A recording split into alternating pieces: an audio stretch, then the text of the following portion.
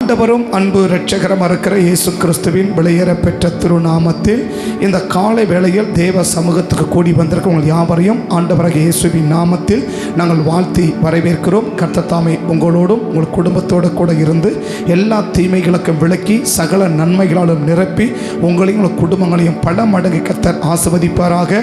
கர்த்தருடைய பரிசுத்த நாமம் மகிமைப்படட்டும். ஆமென், ஆமென், அல்லேலூயா. இந்த காலை ஆராதனையில் கர்த்தர் கொடுத்த வாக்குத்தத்தத்தை மையமாக வைத்து தொடர்ச்சியாக வேதத்தை கவனிப்பதற்கு தேவன் நமக்கு கிருபை பாராட்டியிருக்கிறார். கர்த்தர் உனக்கு சகாயம் பண்ணுவேன் என்று கர்த்தர் வாக்கு பண்ணியிருக்கிறார். ஆமென். என்ன செய்கிறார்? சகாயம் பண்ணுவேன் கர்த்தர் நமக்கு வாக்கு பண்ணியிருக்கார். இந்த சகாயம் யாருக்கு செய்வார்? ஆபிரகாமின் சந்ததிக்கு தேவன் சகாயம் பண்ண விரும்புகிறார்.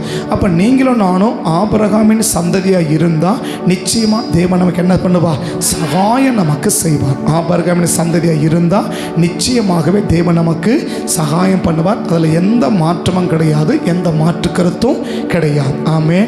ஆனால் ஆபிரகாமின் சந்ததியாக நான் இல்லைன்னா நிச்சயமாக தேவன் எனக்கு என்ன செய்ய மாட்டார்னா சகாயம் பண்ண மாட்டார் என்பதை அறிந்து கொள்ள வேண்டும், நாம் புரிந்து கொள்ள வேண்டும். அப்போ ஆபிரகாமின் சந்ததினா எப்படி இருக்கும் என்பதை தொடர்ச்சியாக கவனித்து கடந்த வாரத்துக்கு முன்னாடி வரும் திருப்பந்தியிலே சரியான விதத்தில் பங்கு பெறுவது ஆபிரகாமின் சந்ததி அப்படின்னு சொல்லி முடித்தோம். ஆமென்.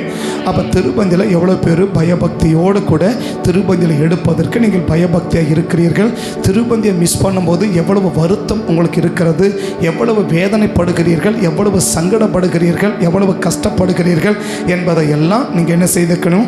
அறிந்திருக்கணும், புரிந்திருக்கணும், நிதானித்து பார்த்து அதில் தவறும் பட்சத்தில் அதை சரியான விதத்திலே சரி பண்ணி கொள்வோமானால் நிச்சயமாக அது நமக்கு பெரிய ஆசீர்வாதமாக முடியும் என்று சொல்லி கடந்த வாரத்துக்கு முன்னாடி வாரம் உங்களுக்கு நான் சொல்லி முடித்தோம். ஆமே. ஏன் கடந்த வாரம் நமக்கு கெஸ்ட் ப்ரீச்சர் இருந்ததுனால நம்ம கடந்த வாரம் அதை பற்றி கவனிப்பதற்கு நமக்கு சமயம் இல்லை, நமக்கு நேரங்கள் இல்லை. அதனால் ஆபிரகாமின் சந்ததியாக காட்டுவது ஒரு கூட்டம், ஆபிரகாமின் சந்ததியாக வாழ்வது மற்றொரு கூட்டம். ஆமே. அப்போ ஆபிரகாமின் சந்ததியாக காட்டுவதற்கு நிறைய பேர் இருக்கிறாங்க. ஆனால் ஆபிரகாமின் சந்ததியை வாழ்வதற்கு தான் இன்னைக்கு ஆண்டவர் என்ன செய்கிறார்? ஆட்களை தேவன் தேடிக்கொண்டிருக்கிறார். ஆமே. நீங்கள் ரட்சிக்கப்பட்டு எத்தனை வருஷம் ஆச்சுன்னா, எத்தனை பேர் 10 வருஷம் 15 வருஷம் 20 வருஷம் 25 வருஷம் எங்கள் தலைமுறையாக கிறிஸ்தவங்க அப்படின்லாம் நீங்கள் சொல்லிட்டு இருப்போம் இல்லையா? அப்படி என்ன செய்வோம்? நம்ம சொல்லிகிட்டு இருப்போம். ஆனால் அப்படி சொல்லக்கூடியவர்கள் எவ்வளோ பேர் ஆபிரகாமின் சந்ததியாக வாழ்கிறவர்கள் இல்லை ஆபிரகாமுக்குள் இருந்த அந்த சுபாவங்கள் எங்களுக்குள்ளும் இருக்கிறது, அந்த ஆபிரகாமுடைய கேரக்டர் எங்களுக்குள்ளும் இருக்குது, ஆபிரகாம் இந்த சுபாவம் இருக்குன்னா அதே சுபாவம் எங்களுக்குள்ளும் இருக்குது என்று சொல்லுகிறவர்கள் எவ்வளோ பேர்னு கேட்டால் அது எவ்வளோ பேர் கையை உயர்த்தவன் என்று கர்த்தருக்கு தான் அது வெளிச்சம். எவ்வளோ பேர் துணிகரமாக கையை உயர்த்தணும்னு தெரியாது. எவ்வளோ பேர் மனசாட்சி நம்ம மனசாட்சி நீ ஆபிரகாம் சந்ததியாக வாழல, நீ கையை உயர்த்த நியாயமாப்பா அப்படின்னு கேட்டு மனசாட்சிக்கு துரோகம் பண்ணிட்டு கையை தூக்கிறது ஒரு கூட்டம், மனசாட்சியின்படி கையை தூக்கிறது ஒரு கூட்டமாக இருக்கலாம். ஆமே. அப்போ துணிகரமாக கையை தூக்க முடியுமானா? முடியும் இல்லையா? துணிகரமாக கையை தூக்க முடியும். துணிகரமாக நம்ம மனசாட்சியை அடித்து ஒடுக்கி வச்சுட்டு ஆமான்னு கையை தூக்கவும் முடியும். மனசாட்சியில் கடிந்து கொள்ளப்பட்டு மணிசாசனால் ஏவப்பட்டு மனசாட்சியில் தூண்டப்பட்டு இல்லை நீ ஆபிரகாமின் சந்ததியாக வாழ்ந்து கொண்டு இருக்கிறாய் என்று மனசாட்சி ஏவப்பட்டு கையை உயர்த்துகிறவளும் உண்டு. நான் கையை உயர்த்த சொல்ல போகிறதில்லை, நீங்கள் எந்த கூட்டத்தில் இருக்கிறீங்க என்று உங்களுக்கும் தேவனுக்கு தான் அது வெளிச்சம். ஆமே. ஆமே. அப்போ ஆபிரகாமின் சந்ததியை காட்டுவது பெருசல்ல, ஆபிரகாமின் சந்ததியை நம்ம என்ன செய்ய வேண்டும்?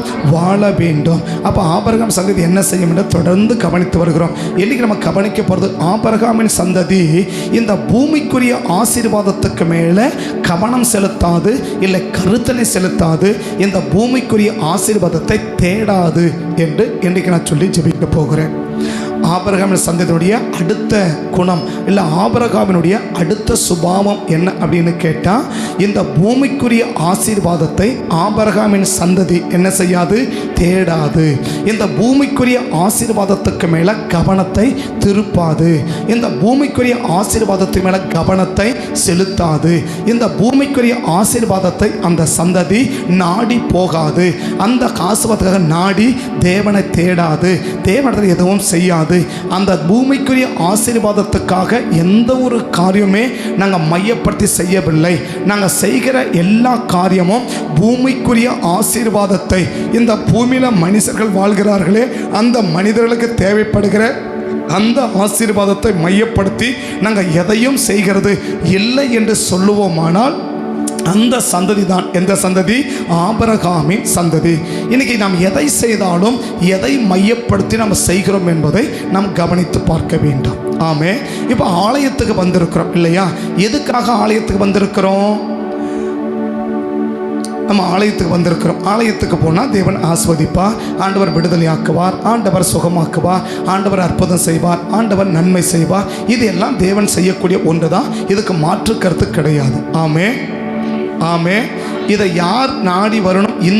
இந்த கண்ணோட்டத்தோடு கூட யார் வரணும் அப்படின்னா, இதுவரைக்கும் ஆண்டவரை ஒரு முறை கூட அறியாதவர்கள் தான் இந்த மனப்பக்குவத்தோடு கூட ஆலயத்துக்கு வர வேண்டும். யாரு? ஆண்டவர் அற்புதம் செய்வார், விடுதலையாக்குவார், சுகமாக்குவார், நன்மை செய்வார், கட்டுகளை உடைப்பார். இது எல்லாமே ஆண்டவர் செய்கிறவர் தான். இதுக்கு மாற்று கருத்தே கிடையாது. ஆனால் ஆபிரகாமின் பிள்ளைகளுக்கும் ஆபிரகாம் அல்லாத பிள்ளைகளுக்கும் உள்ள வித்தியாசம் என்னன்னா, ஆபிரகாமின் பிள்ளைகள் அதுக்காக என்ன செய்ய மாட்டாங்க? ஆண்டவரை தேடி வர மாட்டாங்க, தேடி வரக்கூடாது. மாறாக என்ன? ஆபிரகாம் அல்லாத பிள்ளைகள், ஆபிரகாம் சந்ததியை சேராத பிள்ளைகள், இல்லை ஆபிரகாம் சந்ததி இதுவரைக்கும் ஒத்துப்போகாத பிள்ளைகள், ஆபிரகாம் சந்ததிக்கு தூரத்தில் இருக்கிற பிள்ளைகள், அப்படிப்பட்ட ஒரு ஆசீர்வாதத்தோடு கூட தேடி வருவது நியாயம். ஆனால் ஆபிரகாமின் சந்ததியாக ரட்சிக்கப்பட்டு பல வருடங்கள் ஆயும், ஆபிரகாம் எங்களுக்கு தகப்பன், ஆபிரகாமுடைய பிள்ளைகள் நாங்கள் என்று சொல்லுகிறவர்கள் இப்படிப்பட்ட ஆசீர்வாதத்தோடு இன்றைக்கு ஆலயத்துக்கு வருவோமானால் நிச்சயமாக நாம் ஆபிரகாமின் சந்ததியாக இருக்க முடியாது என்பதை வேதத்தின் ஆதாரமாக இன்றைக்கு நாம் கற்றுக்கொள்ள வேண்டும். ஆமே. அப்படின்னா ஆபிரகாம் நமக்கு ஆசீர்வாதங்கள் தேவையில்லை அண்ணா, அது தேவை. அதை எப்போ கொடுக்குறாரு, எப்படி கொடுக்குறது எனக்கு காலையில் நான் வேகமாக சொல்லி நான் ஜெபிக்க போகிறேன். ஆமே. அப்போ ஆபிரகாம் சந்ததியின் அடுத்த சுபாவம் என்ன? பூமிக்குரிய ஆசீர்வாதத்துக்காக ஆண்டவரை தேட மாட்டாங்க, ஆண்டவர் சமத்தை நாடி வர மாட்டாங்க, அதுக்கு முக்கியத்துவம் கொடுக்க மாட்டாங்க, அதை தேட மாட்டாங்க, அதுக்காக தேவ சமூகத்துக்கு வர மாட்டாங்க. ஆமே ஆமே. அப்போ எதுக்காக தேவ சமூகத்துக்கு வரணும்? நித்திய ராஜ்யத்துக்கு போவதற்கு என்ன வழி? பரலோக ராஜ்யத்துக்கு போவதற்கு என்ன வழி? தேவனை போல மாறுவதற்கு என்ன வழி? அந்த வழியை கற்றுக்கொள்ளுவதற்காகத்தான் இன்னைக்கு ஆபிரகாமின் சந்ததியாக இருக்கிறவர்கள் ஆலயத்துக்கு வரணுமே ஒழிய, ஆலயத்தை தேடணுமே ஒழிய ஆசீர்வாதங்களை தேடுவதற்கு அல்ல. ஆமே. அப்போ நாம் எதுக்கு ஆண்டவரை தேடணும்? நாம் எதுக்கு ஆண்டவரை தேடணும்? பவுலை கேட்டால் அழகாக சொல்லுவார். பவுலை கேட்டால் அழகாக இதுக்கு ஆதாரம் ஒரு வசனத்தை மட்டும் சொல்லிட்டு நான் அடுத்த பகுதிக்கு போகிறேன். ஆதியாகமம் 12ஆம் அதிகாரம் 1 வசனம், 2ஆம் வசனம், 3ஆம் வசனம். ஆதியாகமம் 12 1 2 3 வாசிக்கலாம். கர்த்தர் ஆபிரகாமை நோக்கி, நீ உன் தேசத்தையும் உன் இனத்தையும் உன் தகப்பனை வீட்டை விட்டு புறப்பட்டு நான் உனக்கு காண்பிக்கும் தேசத்துக்கு போ. நான் உன்னை பெரிய ஜாதியாக்கி உன்னை ஆசீர்வதித்து உன் பேரை பெருமைப்படுத்துவேன். நீ ஆசீர்வாதமாய் இருப்பாய். உன்னை ஆசீர்வதிக்கிறவர்களை ஆசீர்வதிப்பேன், உன்னை சபிக்கிறவர்களை சபிப்பேன். பூமியில வம்சங்கள் எல்லாம் உனக்குள் ஆசீர்வதிக்கப்பட்டிருக்கும் என்றார். அடுத்த வார்த்தையை ஆசீர்லாம். அப்படியே அவன் அந்த அடுத்த 4 வசனம். கர்த்தர் ஆபிரகாமுக்கு சொன்னபடியே அவன் புறப்பட்டு போனான்னு இருக்கு இல்லையா? இப்போ முதல் வசனத்தை சொல், ரெண்டாவது வசனத்திலேருந்து நம்ம என்ன கவனிக்க முடியுது? ஒரு பெரிய 7 விதமான ஆசீர்வாதத்தை யாருக்கு கொடுக்குறாரு? ஆபிரகாமுக்கு கொடுப்பேன்னு சொல்றார் இல்லையா? இதை சொன்ன உடனே அடுத்த வசனம் எப்படி ஆரம்பிக்குது? கர்த்தர் ஆபிரகாமுக்கு சொன்னபடியே புறப்பட்டு போனான்னு இருக்கு இல்லையா? இவன் இந்த 2-3 வசனத்தையும் கம்பேர் பண்ணி பார்த்தா, இப்போ ஆபிரகாம் எதுக்காக இப்போ கானானுக்கு புறப்பட்டு போகிறார், இல்லை சபைக்கு புறப்பட்டு போகிறார்னு பார்த்தா, இந்த 7 விதமான ஆசீர்வாதத்தை பெறுவதற்காகத்தான் அவர் கானானுக்கு என்ன செய்கிறாரு? புறப்பட்டு போகிறார் என்று நாம் என்ன செய்ய முடியும்? யூகிக்க முடியும், கணிக்க முடியும், அதை பிரதானமாக நினைக்க முடியும் இல்லையா? இது அப்படி எழுதப்பட்டது அல்ல. அதை தான் நீ கொஞ்சம் விளக்கி சொல்ல போகிறோம். ஆமே ஆமே. இப்போ முதல் வசனம் ஆண்டவர் சொன்னார், நான் கூப்பிட்றேன் வாப்பா, அப்படி வந்தேன்னா இந்த 7 ஆசீர்வாதமும் யாருக்கு தரேன்? உனக்கு தரேன் அப்படின்னு சொன்ன உடனே 4வது வசனத்தில் ஆபிரகாம் அப்படியே புறப்பட்டு என்ன செய்கிறாரு? போகிறார். அப்போ நம்ம என்ன புரிஞ்சுக்கலாம்? இந்த 7 ஆசீர்வாதத்துக்காக தான் தேவன் ஆபிரகாம் என்ன செய்கிறாரு? ஆண்டவர் சொன்னதை கேட்டு வந்தார், ஆண்டவர் சொன்னதை கேட்டு நடக்கிறாரு, ஆண்டவர் சொன்ன இடத்துக்கு போனார் அப்படின்னு சொல்ல முடியும் இல்லையா? சரி, இன்னைக்கு எவ்வளோ பேர் ஆண்டவரை அறிந்து கொள்வதற்காக மாத்திரம் நான் சபைக்கு வந்திருக்கிறேன் அப்படின்னு சொல்றவங்க எவ்வளோ பேர்னு கேட்டால் எனக்கு பதில் சொல்வதற்கு சற்று தயக்கமாக தான் இருக்கும். ஆமாம், இதில் இருக்கிறாங்க அப்படின்னு சொல்றதுக்கு எனக்கு கொஞ்சம் மனசு சங்கடம் தான். எதுக்கு? ஆண்டவரை அறிவதற்காக மாத்திரம்தான், இல்லை ஆண்டவரை போல மாறுவதற்காக மாத்திரம்தான், இல்லை தேவ ராஜ்யத்துக்குள் பிரவேசிக்கணும், இல்லை பரலோக ராஜ்யத்துக்கு போகணும், அதுக்கு வழி என்ன அப்படின்னு கற்றுக்கொள்வதற்காகத்தான் நான் எங்கே வந்திருக்கிறேன்? ஆலயத்துக்கு வந்திருக்கிறோம். இல்லை ஆலயத்துக்கு வந்திருக்கிறார்களா என்று என்ன ஆண்டவர் கேட்டார்னா, ஆமான்னு சொல்கிறதுக்கு எனக்கு ரொம்ப தயக்கம். ஆனால் இல்லைன்னு சொல்கிறதுக்கு மன சங்கடன்றதுனால முகஸ்துதிக்காக ஆமான்னு சொல்ல முடியுமே ஒழிய, உண்மையா ஆமையா இவங்க அதுக்கு தான் வராங்க, இவங்க அதுக்கு தான் வராங்க, இவங்க அப்படி தான் வராங்க அப்படின்னு சொல்லி ஒரு சிலரையாவது பெயர் சொல்லியோ இல்லை அடையாளம் காட்டியோ சொல்ல முடியுமானா முடியாது என்பதை புல்பிட்லேருந்து தைரியமாக மறைக்காம மழுப்பாம முகஸ்துதி செய்யாம சொல்கிறேன். புரிஞ்சுச்சுங்க? புரிஞ்சுதுங்களா? என்ன புரிஞ்சுது? உங்களை பற்றி தானே ஒரு சர்டிஃபிகேட். என்ன சர்டிஃபிகேட்டு?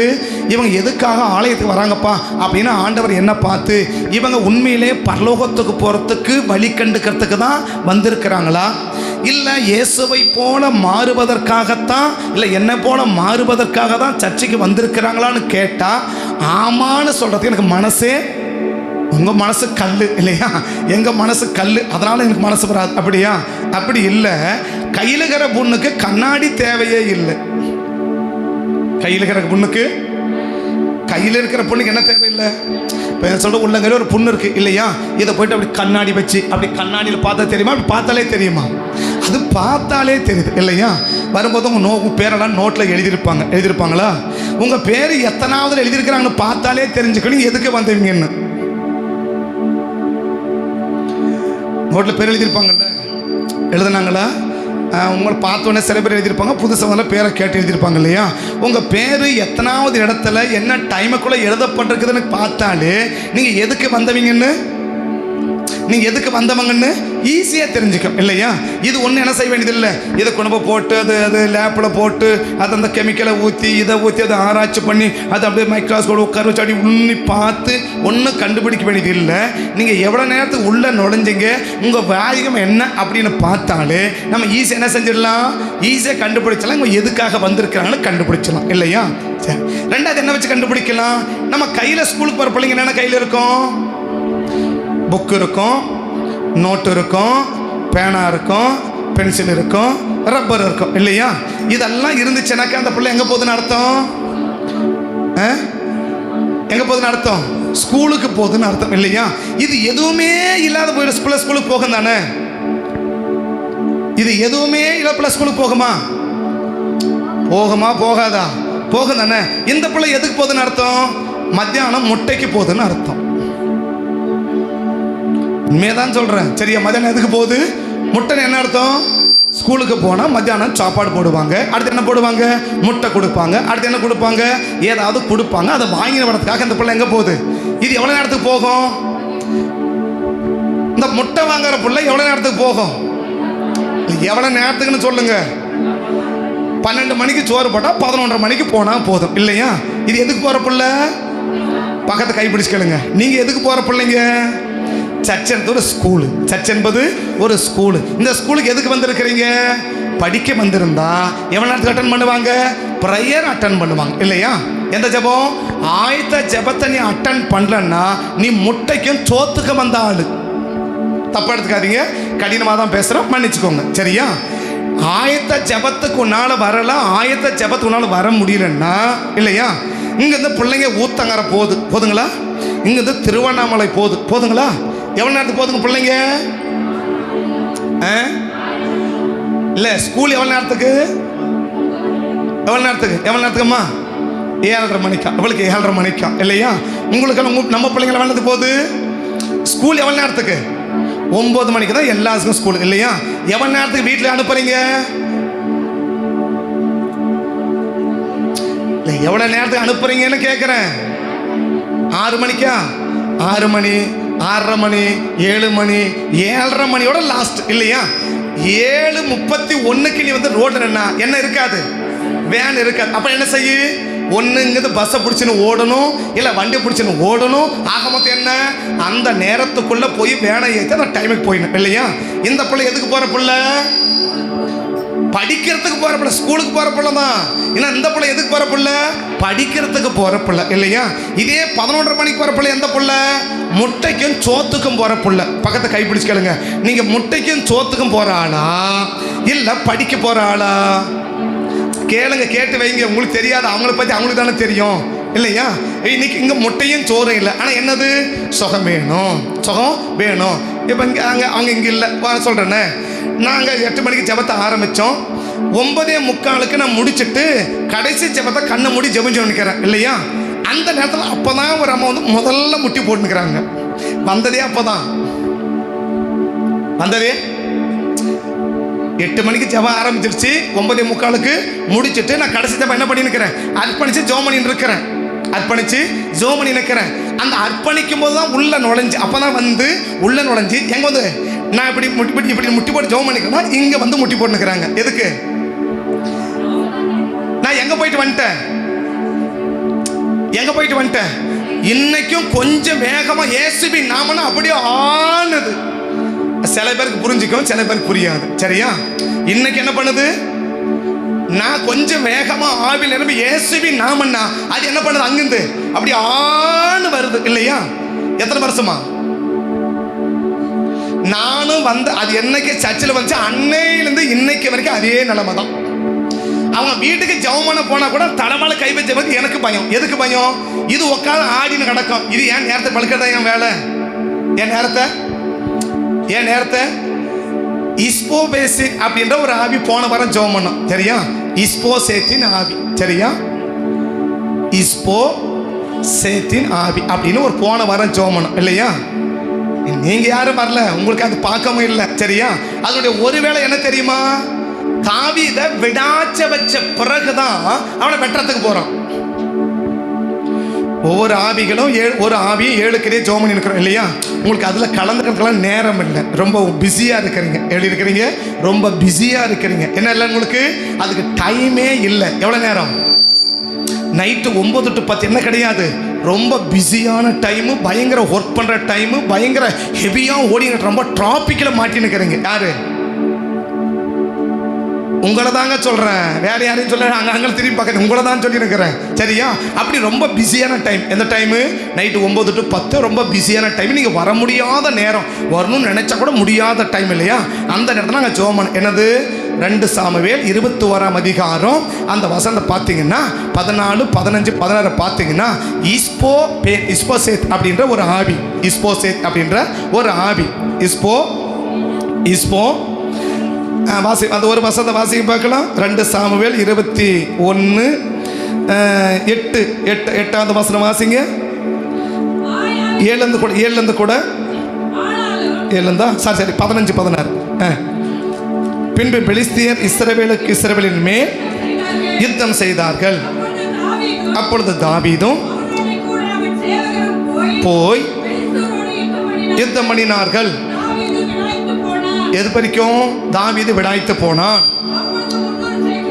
நிறை கொண்ட பிடிக்கிறவனும் தன் அறையில கட்டி கொண்டவனுமாகிய என்னும் ராட்சதன். இவன் எப்ப வெட்ட வரான் அப்படின்னா, அப்ப தாவீது என்ன அனுப்புறான்? ஆட்கள் அனுப்பிட்டே இருக்கிறான். ஆட்கள் என்ன பண்ணி இருக்கிறான்? அனுப்பிட்டே இருக்கிறான். இப்ப தாவீது என்ன பண்ணி இருக்கிறாரு? வெட்டிக்கினே இருக்கிறார், வெட்டிக்கினே இருக்கிறார், வெட்டிக்கினே இருக்கிறார். குறிப்பிட்ட நேரம் போன உடனே இப்ப தாவீது என்ன ஆயிட்டாரு? களைச்சு போயிட்டார் இல்லையா? இந்த களைச்சு போன நேரத்துல தான் யார் வரா அப்படின்னா, இந்த இஸ்பி பேனோ பேன ஆவி அப்பதான் வரான். எப்போ? அப்போ ஒரு ஆவியுடைய வேலை என்ன வேலை? உன்னை தேவையில்லாத இடத்த பலத்தை செலவழிச்சு பேசி பேசி பேசி அப்படியே உட்காந்து பேசுவீங்க இல்லையா? குரூப்பில் உட்காந்து அப்படியே பேசுறீங்க இல்லையா? அப்படியே பேசுன்னு சொல்லி பேச வச்சுட்டு நீங்கள் மட்டும் ஒன்று எம்டியாக இருப்பாரு. நீ பேச பேச பேச என்ன போயிட்டே இருக்கும்? அபிஷேகம் போயிட்டே இருக்கும், கிருபை போயிட்டே இருக்கும், வல்லமை போயிட்டே இருக்கும். அப்போ கடைசி எப்படி இருப்பேன்? எம்டியா நிற்ப பத்தியா? இந்த எம்டியா நிற்கிற நேரத்தில் தான் இவன் எலும்பி யாரை வெட்ட வரான்? தாவீதை வெட்ட வரான். எப்போ வரல? தாவீது பெலனா இருக்கும்போது வரல. தாவீது பெலனா இருக்கும்போது வரல. எப்ப வரான்? அப்படின்னா நம்ம பலத்தை செலவழிக்காக ஒரு ஆவி ஆள் அனுப்புது நம்ம கிட்ட. ஆமே ஆமே. நம்ம பலத்தை செலவழிப்பதற்காக ஆவி என்ன செய்யுது? ஆட்களை நம்ம கிட்ட அனுப்புது இல்லையா? அப்ப நமக்கு புரிஞ்சுக்கணும், இது நம்ம கிட்ட வேலை வாங்கி நம்ம பலத்தை செலவழிக்க அனுப்பப்பட்ட ஆவியா, இல்ல ஆண்டவன் நம்மளை துரத்துவதற்கு அனுப்பப்பட்ட ஆவியான்னு யாருக்கு தெரியணும்? அது தெரிஞ்சா நம்ம எப்பயும் மேலே வந்துட்டு இருப்போம் இல்லையா? சரி, அது போடதான் வரதான் முடியல. எத்தனை பேர் பார்த்தீங்க? இதை சேனல்ல போட்டாங்கல்ல, மைக்கெல்லாம் தொடவே கூடாது. நீங்கள்லாம் உண்மையதான் சொல்றேன். மைக்கெல்லாம் தொட்டு இயேசுவின் நாமனாக்கா அவ்வளவுதான் வரும். ஒரு ஆவியும் தெரியல, ஒரு காரியம் தெரியல, நீ என்னங்க இயேசுவின் நாமன்னு சொல்ற? என்ன ஆவின்னு தெரியல, என்ன கிரின்னு தெரியல இல்லையா? ஆகாயத்துல சிலம்பம் பண்ணலாமா? ஆகாயத்துல ஆவி பத்தி தெரியாதவங்க ஜெபத்தை மைக் எடுத்து ஜெபம் பண்றதுக்கு என்ன ரைட்ஸ் இருக்குன்னு சொல்லு? ஒரு ஆவியை பத்தியும் தெரியல, ஒரு கிரியை பத்தியும் தெரியல, நீ எப்படி ஆவி கட்டி ஜெபம் பண்ற? இல்ல, நீ எப்படி ஜெபிக்கிறீங்கன்னு கேட்கிறேன். வீட்டில் ஜெபம் பண்றீங்க தானே? பண்றீங்களா பண்ணலையா? பண்ணலையான்னு பண்றீங்க தானே? எதை வச்சு பண்ற? என்ன ஆவி என்ன கிரின்னு தெரியல இல்லையா? இது வரைக்கும் கிட்டத்தட்ட 82 ஆவி கட்டி ஜெபிச்சிருக்கிறோம். இது வரைக்கும் 82 ஆவி ஜெபிச்சிருக்கிறோம். இன்னும் சீக்கிரமா 100 ஆவி எட்ட போறோம் இல்லையா? 82 ஆவிகளுக்கு ஜெபிச்சிருக்குமே. இந்த 82 உனக்கு வரதான் முடியல, ரொம்ப பயங்கர பிஸி, ரக்க ஒன்று தான் இல்லை இல்லையா? இல்லை கூட பறந்துருவேன் இல்லையா? அப்படி எப்படி பறந்துரு என்ன பண்ணிட்டு சரி வரதான் முடியல, ஜோம் பண்ணல. என்னதான் ஜோம் பண்ணாங்க? அது என்ன சார் உட்காந்து அது கேட்டாவது இதுக்காவது ஜோம் பண்ணாலும் தோணுச்சா? எப்படி கத்திர ஆஸ்வதிப்பார் நினைக்கிற? இப்ப எதுக்கு வந்த கூட்டதெல்லாம்? போ சத்துருவை ஜெயிக்காம நீ எப்படி ஆஸ்வதிக்க முடியும்? மீதியானிர ஜெயிக்காம விளைச்சல் எப்படி காப்பாற்ற முடியும்? மீதியானிர ஜெயிக்காம விளைச்சலை செய்ய முடியாது, காப்பாற்ற முடியுமா? முடியாதுல்ல. எப்படி காப்பாத்துவ? என்ன ஆவி விளைச்சலை கெடுக்குதுன்னு தெரியல, எந்த ஆவி போராடுதுன்னு தெரியல, எது உன்னை டயர்ட் ஆக்குதுன்னு தெரியல. நான் சொல்றேன், யார் கூட அவன் போராடுறான் அப்படின்னு பார்க்குறேன். இப்போ யார் கூட அவன் போராடுறான்? எத்தனையோ பேர் இருக்கிறான் இல்லையா? இந்த இஸ்பேப்பான் என்ன பண்ணியிருக்கணும்? வந்தவனெல்லாம் போராடி இருக்கணும்ல. அவன் யார் கூட தான் போராடுறான்? அவன் ஒரே டார்கெட் யாரு? தாவீது தான் இல்லையா? ஏன் தாவீதை குறி வைக்கிறான் தெரியணும்ல. இப்ப சத்ருனை குறி வைக்கிறான்னு தெரியணும்ல. எப்ப தெரியும்? ஒண்ணு வர முடியல, ஓகே சரி பரவாயில்ல, ஏதோ எமர்ஜென்சி சொல்லல. ஆனா செல்ல போடுறாங்கல்ல, எல்லாம் 3 மணி நேரம் செல்ல மட்டும் வச்சிருக்கிறீங்கல்ல. இல்ல 3 மணி நேரத்துக்கு செல்ல மட்டும் வச்சிருக்கிறீங்கல்ல இயேசுவின் நாமத்துல. சரி உண்மையதான். ஏன்னாக்க எதுக்கு பண்றாங்க, எது செய்யறான்னு உனக்கு புரிய வரணும். நீ என்னத்தை ஜெபிச்சு, நீ என்னத்தை வாழ்ந்து, நீ என்னத்தை பெரிய ஆளு? நான் மூத்த விசுவாசி. நீ தான் சொல்லிக்கணும் மூத்த விசுவாசின்னு. மூத்த விசுவாசி என்ன தெரியுது? நேத்து வந்தவன் தெரிஞ்ச கூட இன்னைக்கு வந்த தெரியல. உனக்கு என்ன மூத்த விசுவாசி? அங்க போய் நேத்து வந்த பிள்ளைக்கு தெரிஞ்சது கூட நீ மூத்த மனுஷன், உனக்கு என்ன தெரிஞ்சிச்சு? அப்ப எதுக்கு வர கூட்டம் இதெல்லாம்? எதுக்கு வர கூட்டம்ன்ற? அதே நைட் 8 மணிக்கு, அது 9 மணிக்கு விடுதலை பெருவிழா, இப்படி சோன்சோ வராரு, அப்படியே மந்திரம் ஏவல் சேவல் பூமி எல்லாம் எடுக்கப்படும் அப்படின்னு என்ன பண்ணுவீங்க? நைட் 9 மணி தான், ஆனா வர முடியுது இல்ல? தனியாக இருக்கிறாங்க, லேடி மட்டும் தான் இருக்கிறாங்க, கூட கூட்ட ஆளுனா ஓகே பரவாயில்ல, அவங்க சொல்கிறது நியாயம் இல்லையா? எல்லாரும் பறக்கிறீங்கல்ல வண்டியில், அப்படி 3 ஸ்டெப் போனால் கூட வண்டி சாவி எடு. எங்கே போகிறதுக்கு? இங்கே தான், அங்கே ரோடு வரைக்கும் போயிட்டா வண்டி சாவி எடு. எதுக்கு? 10 அடி போகிறதுக்கு வண்டி சாவிக்கல. வண்டியில் தானே பறக்கிற, வண்டியிலே பிறந்து வண்டியிலே வளர்ந்து வண்டியிலே தூங்கி வண்டியிலே இருக்கிற இல்லையா? எந்த நேரம் அந்த வண்டி தான் இல்லையா? அந்த வண்டியில் பறக்கிறிய, அந்த ஜபத்துக்கு பறந்து வந்தா என்ன? ஏன்னா சொல்ல வரேன்னா, இப்போ ஆபிரகாமின் சந்ததியா இருந்தா அது எதை தான் தேடும்? இந்த இப்போ ஆபிரகாம் சொன்னார்ல, என்னது? இந்த 7 ஆசீர்வாதம் சொன்னார்ல. நீங்க பைபிளை எங்க வேணாலும் படிங்க, இந்த 7 ஆசீர்வாதத்தை ஆண்ட ஆபிரகாம் எங்கேயாவது சொல்லி, ஐயா இப்படி சொல்லி இருக்கிறீங்களே என்ன ஆசீர்வதிங்கன்னு எங்கேயாவது ஒரு இடத்துல ஜெபிச்சதா காட்டுங்க பார்க்கலாம். நான் அடிப்படை தான் பேசுறேன், வசந்த அடிப்படையாக தான் பேசுகிறேன், கொஞ்சம் ககடாக தான் பேசுகிறேன், மன்னிச்சுக்கோங்க, வேறு வழி கிடையாது. ஏன்னா பேச வேண்டியதை பேசி தான் ஆகணும், பேச வேண்டியதை நான் சொல்கிறேன். சாதாரண 9 மணிக்கு போகிற பிள்ளைக்கு 7 மணிக்கெல்லாம் பஸ் ஏற்றுறல்ல. ஏன்? அந்த பிள்ளை படிக்கணும், எவ்வளோ தூரம் போகணும்? அந்த பிள்ளை போய் வரதுக்கே களைச்சி போயிடுது இல்லையா? அவ்வளோ தூரம் ஆனாலும் களைக்கிறேன். அப்படி என்ன 30 கிலோமீட்டர் என்ன வரீங்களா? 35 கிலோமீட்டருக்கு யாரா சர்ச்சைக்கு வரீங்களா? அங்கே வந்திருக்கிறீங்க யாராவது? நாங்கள் இருக்கிற இடத்துக்கும் சர்ச்சுக்கு இருக்கோம் 35 கிலோமீட்டர், அவ்வளோ தூரத்தில் நாங்கள் வந்திருக்கிறோம். அப்படி என்ன இருக்கிறீங்களா? நான் பேசுகிற தமிழ் புரியுது தானே? இல்லை, நான் பேசுகிற தமிழ் புரியுதான்னு கேட்டேன். பின்னாடி புரியுதுங்களா? கேட்குதா? எனக்கு நிறைய பேர் கல்யாணம் அசைக்க மாட்டேங்கிற, கேட்கல போல இருக்கு, அதுக்காக கேட்குறேன். அசை புரியுது தானே? 35 கிலோமீட்டர் போகிற பிள்ளைய போல அது வயசு என்ன? மூக்கில் வர சளியை துடைக்க தெரியாது. அந்த வயசுக்கு அடி காட்டி அவனோட மூட்டையை பெருசா தூக்கி தலையில வச்சு 35 கிலோமீட்டர் அனுப்புறல்ல, 6:30 அனுப்புறல்ல, 7 மணிக்கெல்லாம் அனுப்புறல்ல. நீ எவ்வளவுக்கு வந்த? அவன் போறது அவன் தினம் போறான் இல்லையா? அவன் எத்தனை போறான்? அவன் தினமும் போறான், காலையில போறான், சாயங்காலம் தான் வரான். அவன் வந்து அப்படியே உளுந்துக்கிற மாதிரி வரான் இல்லையா? நீ வர்றதே வாரத்தை ஒரு நாளைக்கு தானே. இந்த ஒரு நாளான உருப்படியா வந்திருக்கிறியா? அப்ப நீ வந்தது எதுக்கு? நீ வழி கத்துக்க வந்திருக்கிற?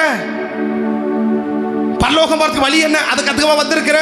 நான் இயேசுவை போல மாறணும், அது வழி கத்துக்கவா வந்திருக்கிற? அப்ப எதுக்கு வந்திருக்கிறோம்? அதான் சொன்னேன், முடிக்க போறேன். அப்போ வந்து முழங்கால் போடுது. என்ன அர்த்தம் அப்படின்னா? அப்படி ஜெபம் பண்ண அப்படி சந்தோஷமா போகுது. என்ன அர்த்தம்? அப்ப நான் எங்க போயிட்டு வந்துட்டேன்.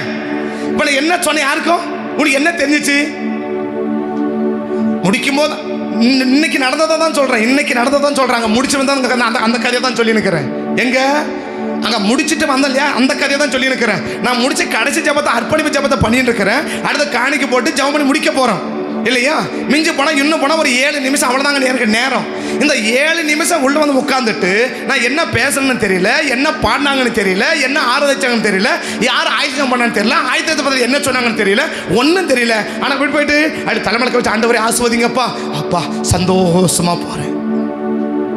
நீ எது கற்றுக்கு வந்தப்போ? பரலோகம் வர வழியா? எதுக்கு? ஆலயத்துக்குள்ள வந்து போயிட்டா ஆசீர்வாதம் வந்துடும் இல்லையா? இந்த ஒரு நாளும் ஆபிரகாமின் சந்ததியா இருந்தா அப்படி ஒரு நாளும் தேடாது. ஆபிரகாமின் சந்ததியா இருந்தா அதை ஒரு நாடு நாடாது. அதனால ஆசீர்வாதம் தேவை இல்லையா? தேவை. எப்படி கொடுத்தாலும் கடைசியா சொல்லி முடிக்கிறேன். அப்ப நம்ம என்ன விளங்கிக்கணும்?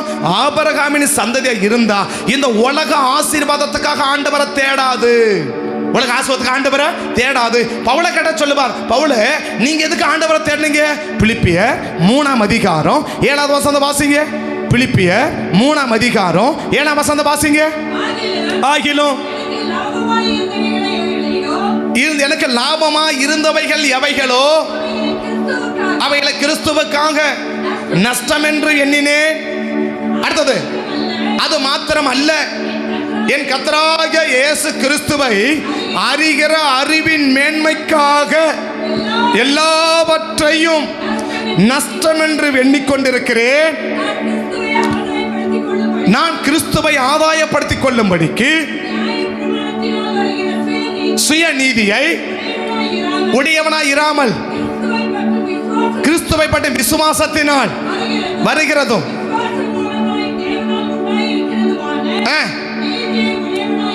இருந்து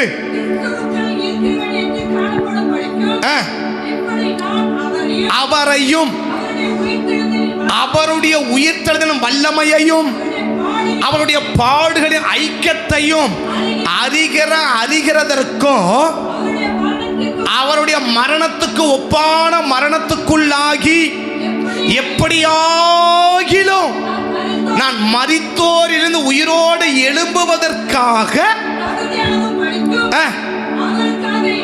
அவருக்காக எல்லாவற்றையும். இப்ப பவுல கடை சொல்லுவார், எதுக்குப்பா நீங்க சர்ச்சைக்கு போறீங்க? பவுல நீங்க எதுக்கு சர்ச்சைக்கு போறீங்க அப்படின்னு கேட்டா பவுல் என்ன சொல்லுவாரு? அவரை அறிகிற அறிவு. ரெண்டாவது சொல்றாரு அவருடைய மரணத்துக்கு ஒப்பான மரணம். அடுத்து சொல்லுவாரு எப்படியாகிலும் என்ன செஞ்சிடணும், இவ்வளோ பெரிய அப்போஸ்தலன் எப்படியாகிலும் உயிர்த்தணும்னு சொன்னா இப்ப நம்மளாம் எப்படி உயிர்த்தெழ போறது? புதிய ஏற்பாட்டில் பாதி நிருபத்தை எழுதுறவர் சொல்றாரு, எப்படியாச்சும் என்ன உயிர் எழுப்பிடுங்கப்பா, எப்படியாச்சும் அந்த முதலாம் உயிர்த்தெழல என்ன பங்குலவன் ஆக்கிருங்கப்பா, எப்படியாச்சும் உயிர்த்தெழல என்ன பங்கு பெற செஞ்சிருங்கப்பா, என்ன நரகத்துக்கு அனுப்பிடாதீங்கப்பா, என்ன பரலோகத்துக்கு கொண்டு போயிடுங்கப்பா அப்படின்னு சொல்லி எப்படியாகிலும் அப்படின்றார் இல்லையா? அந்த எப்படியான்னு சொல்ற பார்த்தா ரொம்ப ஆபத்தான வார்த்தை, ரொம்ப ஆபத்தா சொல்ற வார்த்தை. புதிய ஏற்பாட்டில் பாதி நிருபத்தை எழுதி மூன்றாவது வானம் வரைக்கும் எடுத்துக்கொள்ளப்பட்டு வேற யாருமே திருப்பந்தி பத்தி எழுதல. திருப்பந்தி பத்தி எழுதின ஒரே ஒரு நபர் ஆண்டவரை இயேசுவுக்கு அடுத்தது பவுல் அப்போஸ்தலன் மட்டும்தான். திருப்பந்தியை பத்தி வேற எந்த அப்போஸ்தலரும் எழுதல. அவரோட கூட 11 அப்போஸ்தலர் யாரும் எழுதல. ஆண்டவரை இயேசுவுக்கு பிறகு திருப்பந்தியை பத்தி சொல்ற ஒரே ஒரு நபர் யார் தெரியுமா? 1 கொரிந்தியர் 11ஆம் அதிகாரம் வாசிக்க நேரம் இல்ல, வாசிக்க வேண்டாம். அந்த பவுல் 11ஆம் அதிகாரத்துல அப்போஸ்தலனாகிய பவுல் மாத்திரம்தான் அந்த திருப்பந்தியை பத்தி என்ன செய்யறாரு, எழுதுறாரு. யாருக்கு வெளிப்படுத்தாததை அவர் வெளிப்படுத்துறாரு, யாருக்கு வெளிப்படாததை வெளிப்படுறாரு. யாரும் மூணாவதுவனுக்கு எடுத்துக்கொள்ளப்படல, மூணாவது போயிட்டு வந்தாரு. அவ்வளோ பெரிய தேவ மனுஷன் சொல்றாரு, எப்படி ஆகிலும் என்ன உயிரோட எழுப்பிடுங்கப்பா, பரலோகத்தை கொண்டு போயிடுங்கப்பா, என்ன நடந்து விட்டுறாதீங்கப்பா, என்ன கைவிட்டுறாதீங்கப்பா அப்படின்னு ஜெபிப்பாருன்னு சொன்னா இன்னைக்கு நீங்களும் நானும் எவ்வளவு ஆழமா ஜெபிக்க வேண்டியிருக்குது. இன்னைக்கு எதுக்காக நீங்க நம்ம ஆண்டவரை தேடுறோம்? பவுல கடை சொல்லுவாரு, நான் எப்படியாவது என்ன செஞ்சிடணும், அந்த முதலாம் உயிர்ல பங்கு பெற்று நான் எங்க போயிடணும், நான் பரலோகத்துக்கு போயிடணும். முதலாம் உயிர்ல பங்கு பெறுகிறவன் தான் 100% பரலோகத்துக்கு போய் எட்டுறவன். முதலாம் உயிர்த்ததுல பங்கு பெறக்கூடிய நபர் தான் 100% பரலோகத்தில் போய் எட்டக்கூடியவங்க. இரண்டாம் உயிர்த்ததுல அல்ல, முதலாம் உயிர்த்ததுல பங்கு பெறவங்க தான் 100%. அவன் எங்கேயுமே கிடையாது. பைபிளை சொல்லுது, வெளிப்படுத்த 21 சொல்லுது, அந்த இரண்டாம் மரணத்துக்கு மேல அதுக்கு மேல அவனுக்கு மேல என்ன கிடையாது, அதிகாரமே கிடையாது. அந்த முதலாம் உயிர்த்ததுல பங்குள்ளவன் பரிசுத்தமானோ பாக்கியவானமா இருக்கிறான்னு சொல்லி எழுதுவார் வெளிப்படுத்தல யோவான். அன்னைக்கு நீங்க நான் புரிஞ்சு என்ன புரிஞ்சுக்கணும், அவ்வளோ பெரிய ஒரு பரிசுத்தமானே நான் எப்படியாச்சும் பரலோகத்துக்கு போறதுக்காக தான் நான் யாரை தேடுறேன், ஆண்டவரை தேடுறேன், ஆண்டவரை தேடுறேன், ஆண்டவரை நாடுகிறேன், ஆண்டவரை தேடுகிறேன் அப்படின்னு சொல்லுவார். ஆனா இன்னைக்கு ஆபிரகாமின் பிள்ளைன்னு சொல்ற எவ்வளோ பேர் நரகத்துக்கு போயிருக்காங்க தெரியுமா? லூக்கா 16ஆம் அதிகாரத்துல ஒரு ஐஸ்வர்ய பத்தி நமக்கு தெரியும் இல்லையா? வாசிக்க வேணாம். ஐஸ்வர்யனை பத்தி பைபிள் எழுதி இருக்குது இல்லையா? இந்த ஐஸ்வர்யவான் யாரு? ஆபிரகாமை பார்த்து தகப்பனாகிய ஆபிரகாமேன்னு கூப்பிட முடியும் இல்லையா? லூக்கா 16ஆம் அதிகாரத்துல ஒருத்தன் எழுதியிருக்கார், ஒரு ஐஸ்வர்யன். ஒருத்தன் யாரு? லாசர், ஒரு தரித்திரன் இல்லையா? இப்ப லாசர் ஆபிரகாம் அடியில் இருக்கிறார் இல்லையா? ஆனா ஆபிரகாம் ஐஸ்வர்யம் என்ன சொல்ல முடியும்? ஆபிரகாம தூரத்திலே பார்த்து தகப்பனாகிய ஆபிரகாமே அப்படின்னு கூப்பிட முடியும். ஆமாவா? அப்ப ஆபிரகாமின் பிள்ளை எங்க இருக்குது? ஆபிரகாமின் பிள்ளைய காட்டவன் எங்க இருக்கிறான்? ஆபிரகாமின் பிள்ளைய வாழ்ந்தவன் எங்க இருக்கிறான்? ரெண்டு பேருமே ஆபிரகாம் பிள்ளையா? ஐஸ்வர்யவன் ஆபிரகாம் பிள்ளையா? லாசரு தரித்திரன் ஆபிரகாம் பிள்ளையா? இப்ப ரெண்டு பேரும் எங்க போயிருக்கணும்? பரலோகம் போயிருக்கணுமா? ரெண்டு பேரும் பரலோகம் போயிட்டாங்களா? இல்ல. எங்க போயிட்டா? ஒருத்தன் ஆபிரகாம் மடியில பரலோக பரதீசில் போயிட்டான் இல்லையா? மற்றொருத்தன் ரெண்டு பேரும் ஆபிரகாம் பிள்ளை தானே? பக்கத்தை கைப்பிடி சொல்லுங்க. ஆபிரகாம் பிள்ளை தான் நரகத்துக்கும் போயிடுச்சு, ஆபிரகாம் பிள்ளை தான் பரலோகத்துக்கும் போயிடுச்சு. நீ எங்க போற? கேளுங்க, கேட்டு வைங்க. நீ எங்க போற? பரலோகத்துக்கு போற, நரகத்துக்கு போறியா? பரலோகத்துன்னு சொன்னாங்க தானே? கேட்கறது ரொம்ப நல்லா தான் இருக்கு, கேட்கறது ரொம்ப நல்லா இருக்குது, கேட்கறது ரொம்ப காது இனிமையா தான் இருக்குது. ஆனா செயல் தான் இல்லையே. அது கேட்ட செயல் இல்லையேப்பா. கேட்க நல்லதா இருக்குது, பரலோகத்துக்கு போயிடுமே, பரலோகத்துக்கு போயிடுமே, பரலோகமே என் சொந்தமே பாடம் நல்லதா இருக்கு. ஆனா போவியான்னு பாரு, அந்த பரலோகத்துக்கு போவியான்னு பாரு. வழி தெரிஞ்சதானே போறதுக்கு. ஒரு ஊருக்கு போக என்ன தெரியணும்? வழி தெரியணும் இல்ல. பரலோகமாக வழி தெரியணும் இல்ல. தெரியுமா வழி? பரலோகத்துக்கு போக வழி தெரியணும் இல்ல. அந்த வழியை கத்த பவுல் பாடகர் சொல்லுவாரு, அந்த பரலோகத்தை வழி கத்துக்க தான் நான் எங்க போயிருக்கிறேன், சர்ச்சுக்கு போறேன். அதனால என்ன செய்யறேன், எப்படியாகிலும் ஒண்ணு, எதையாகிலும் ஒண்ணு, எதை இழந்தாகிலும் ஒண்ணு, எதை நஷ்டப்படுத்தி ஆகிலும் ஒண்ணு, எதை கஷ்டப்பட்டியான்னு நான் என்ன வாங்கிடணும், எப்படியாச்சும் நான் பரலோகத்துக்கு போயிருந்தேன்ப்பா, எப்படியாச்சும் நான் பரலோகத்துக்கு போயிருந்தேன்ப்பா, அதுக்காக தான் பிரயாசப்படுறேன், அதுக்காக தான் ஜெபிக்கிறேன், அதுக்காக தான் உபவாசம் பண்றேன், அதுக்காக தான் சர்ச்சுக்கு போறேன், அதுக்கு தான் பைபிள் படிக்கிறேன், அதுக்கு தான் பைபிள் படிக்கிறேன். ஏதாவது ஒரு காரியம், ஒரு வழி மிஸ் ஆனா கூட நான் பரலோகத்துக்கு போக முடியாது, அதனால தான் இவ்வளவு பிரயாசப்படுறேன் அப்படின்னு அவரை கேட்ட சொல்லுவார் இல்லையா? நம்மள கேட்ட என்ன சொல்ல முடியும்? நான் பரலோகத்துக்கு போறதா ஆண்டவரை தேடுறேன், பரலோகத்துக்கு போறதா சர்ச்சுக்கு வந்திருக்கிறேன். ஏன்னா இங்க வராத ஒரு ஆளு நீ எங்க போக முடியாது, வாசல்ல நுழைய முடியாது. வாசல்ல வராத ஒரு ஆளு வீட்டுக்குள்ள வர முடியாது இல்லையா? இப்ப வீட்டுக்குள்ள போனா முதல்ல எங்க போகணும்? ஒரு ஆளு வீட்டுக்குள்ள போகணும்னா முதல்ல எங்க போனவன்? வீட்டு வாசலுக்கு போகணும் இல்லையா? வாசலுக்கு போகாத ஒருத்தன் எங்க போக முடியாது? வீட்டுக்கு உள்ள போக முடியாது. சபைக்கு என்ன பேர் தெரியுமா? ஆதியாகமம் 28ல இதுக்கு வானத்துக்குரிய வாசல். ஆதியாகமம் 27ல யாக்கோபு சொல்றார், இது என்னது? இது வானத்தின் வாசல். அப்ப வானத்துக்கு போறதுக்கு எது வாசல்? வானத்துக்கு போறது, வானம் வீடு இல்லையா? அது சொர்க்கம், பரலோகம். அந்த பரலோகத்துக்கு போறதுக்கு எது வாசல்? இல்ல, அந்த வசனம் அப்படியே சொல்லுங்க, அப்படியே பாருங்க. என்னது? இது வானத்தின். எதை பார்த்து சொன்னாரு? பெத்தேலை பார்த்து சொன்னாரு இல்லையா? பெத்தேல் என்ன? தேவனுடைய வீடு, அப்பத்தினுடைய வீடு இல்லையா? அப்ப தேவனுடைய வீட்டுக்கு இந்த வீடு என்னது? இது வாசல். அப்ப வீடு எங்க இருக்கு? மேல இருக்கு இல்லையா? அப்ப வாசலுக்குள்ள நுழையாத ஒருத்தன் எங்க போக முடியாது?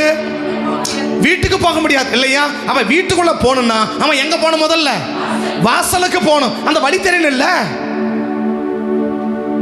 அப்ப வாசலுக்கு போனாதான் வாசல் எந்த பக்கம் நீ போக முடியும். உனக்கு நியமிக்கப்பட்ட பாதை அது, உனக்கு சொர்க்கப்பட்ட பாதை அது. இந்த பாதையில எப்படி ஓடணும், நீ எப்படி நடக்கணும், எப்ப கத்துக் கொடுக்கப்படும்? வாசல் தானே கத்துக் கொடுக்கப்படும். இந்த வாசலுக்கு போகாம நான் நேரா எங்க போவேன்? நேரா போவேன், நேரா போவா, நேரா போவா. எங்க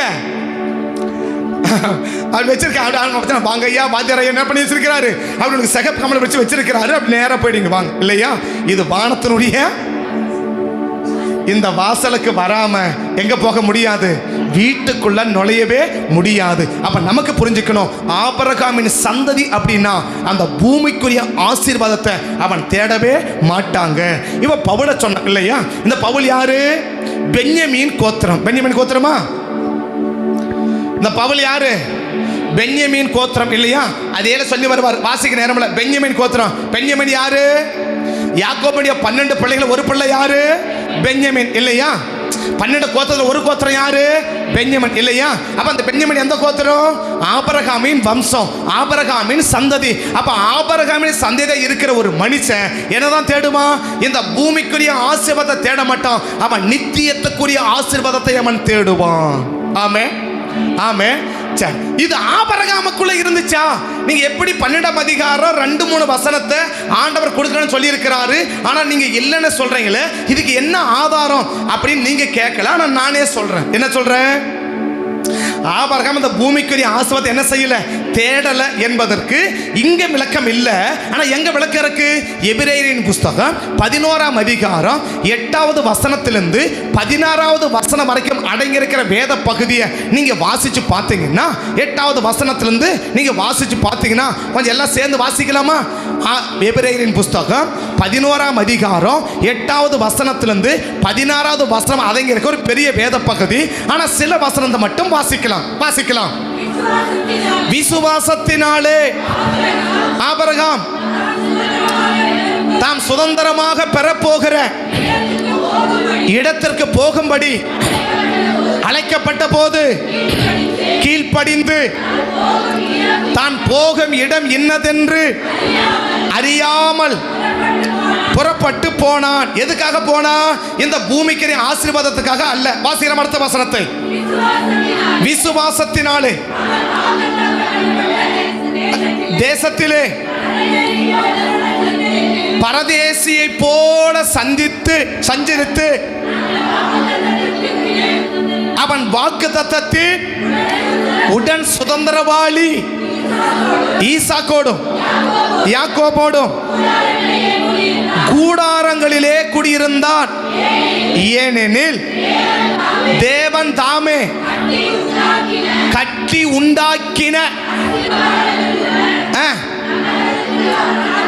அப்படின்னா இப்போ இந்த ஈசா ஆபிரகாம் விட்டு அழைச்ச போது ஓடி வந்தாரு. எதுக்கு வரல? ஆதியாகமம் 12ஆம் அதிகாரம் 2:3 சொன்னாரு 7 ஆசீர்வாதம். அந்த ஆசீர்வாதத்தை பெறுவதற்காக யார் வரல? ஆபிரகாம் வரல. எதுக்கு வந்திருக்கிறார்? அப்போ இந்த பூமியில நான் பரதேசியை போல சஞ்சரித்து எனக்காக கட்டி முடிக்கப்பட்டிருக்க அந்த பரம தேசத்தையே நான் என்ன செய்யறேன்? நான் வாஞ்ச சுதந்திரிக்கும்படிக்கு நான் என்ன செய்யறேன்? அங்க போறதுக்காக நான் என்ன செஞ்சிருக்கிறேன்? காத்திருக்கிறேன். அப்ப வந்தது எதுக்கு? ஊரின தேசத்தை அழைக்கும் போது ஆண்டவர் அப்படியே வந்தாரு. கல்தேர் அந்த காரானது அழைக்கும் போது மீண்டும் வந்தாரு. இப்ப ஆண்டவர் ஆபிரகாம் அழைக்கும் போதெல்லாம் ஆபிரகாம் ஓடி வந்தாரு. எதுக்கு? ஆதியாகமம் 12 சொல்லப்பட்டபடி அந்த 7 ஆசீர்வாதத்தை சுதந்திரிப்பதற்கு அல்ல. அந்த 7 விதமான ஆசீர்வாதத்தை சுதந்திரிப்பதற்காக மாத்திரம் அவர் என்ன செய்யல? அவர் வரல. அவரை பத்தி பைபிள் அழகா சொல்லுது. எதுக்கு?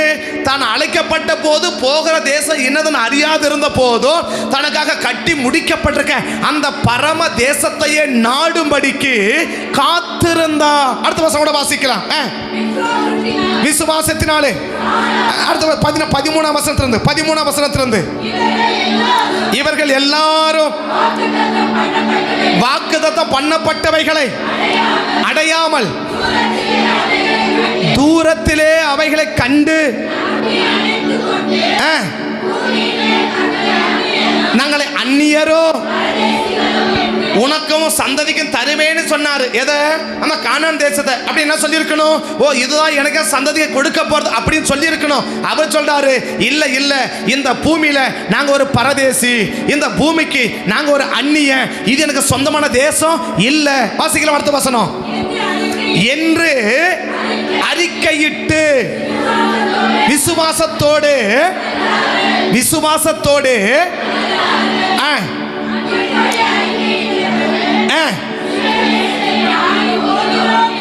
என்று தெரியப்படுத்தினார்கள். தாங்கள் விட்டு வந்த தேசத்தை நினைத்தார்களானால் அதற்கு திரும்பி போவதற்கு அவர்களுக்கு சமயம் கிடைத்திருக்குமே. ஆனால் அடுத்த வசனம், அதை அல்ல, அதிலும் மேலானவையே பரம தேசத்தையே. அப்படின்னா இப்ப ஆபிரகாம் எதுக்கு வந்தாரு? இந்த 7 ஆசீர்வாதத்துக்காக வரல. எதுக்கு வந்தாரு? நான் அந்த பரம தேசத்துக்கு போகணும், அந்த பரதேசத்துக்கு போகணும், அந்த பரம கானானுக்குள் என்ன செய்யணும்? நான் போகணும். அதற்காக தான் இப்ப ஆபிரகாம் என்ன செய்கிறார்? வருகிறார். அதற்காக தான் அவர் செயல்பட்டு கொண்டிருக்கிறார். ஆமே ஆமே. எதுக்காக?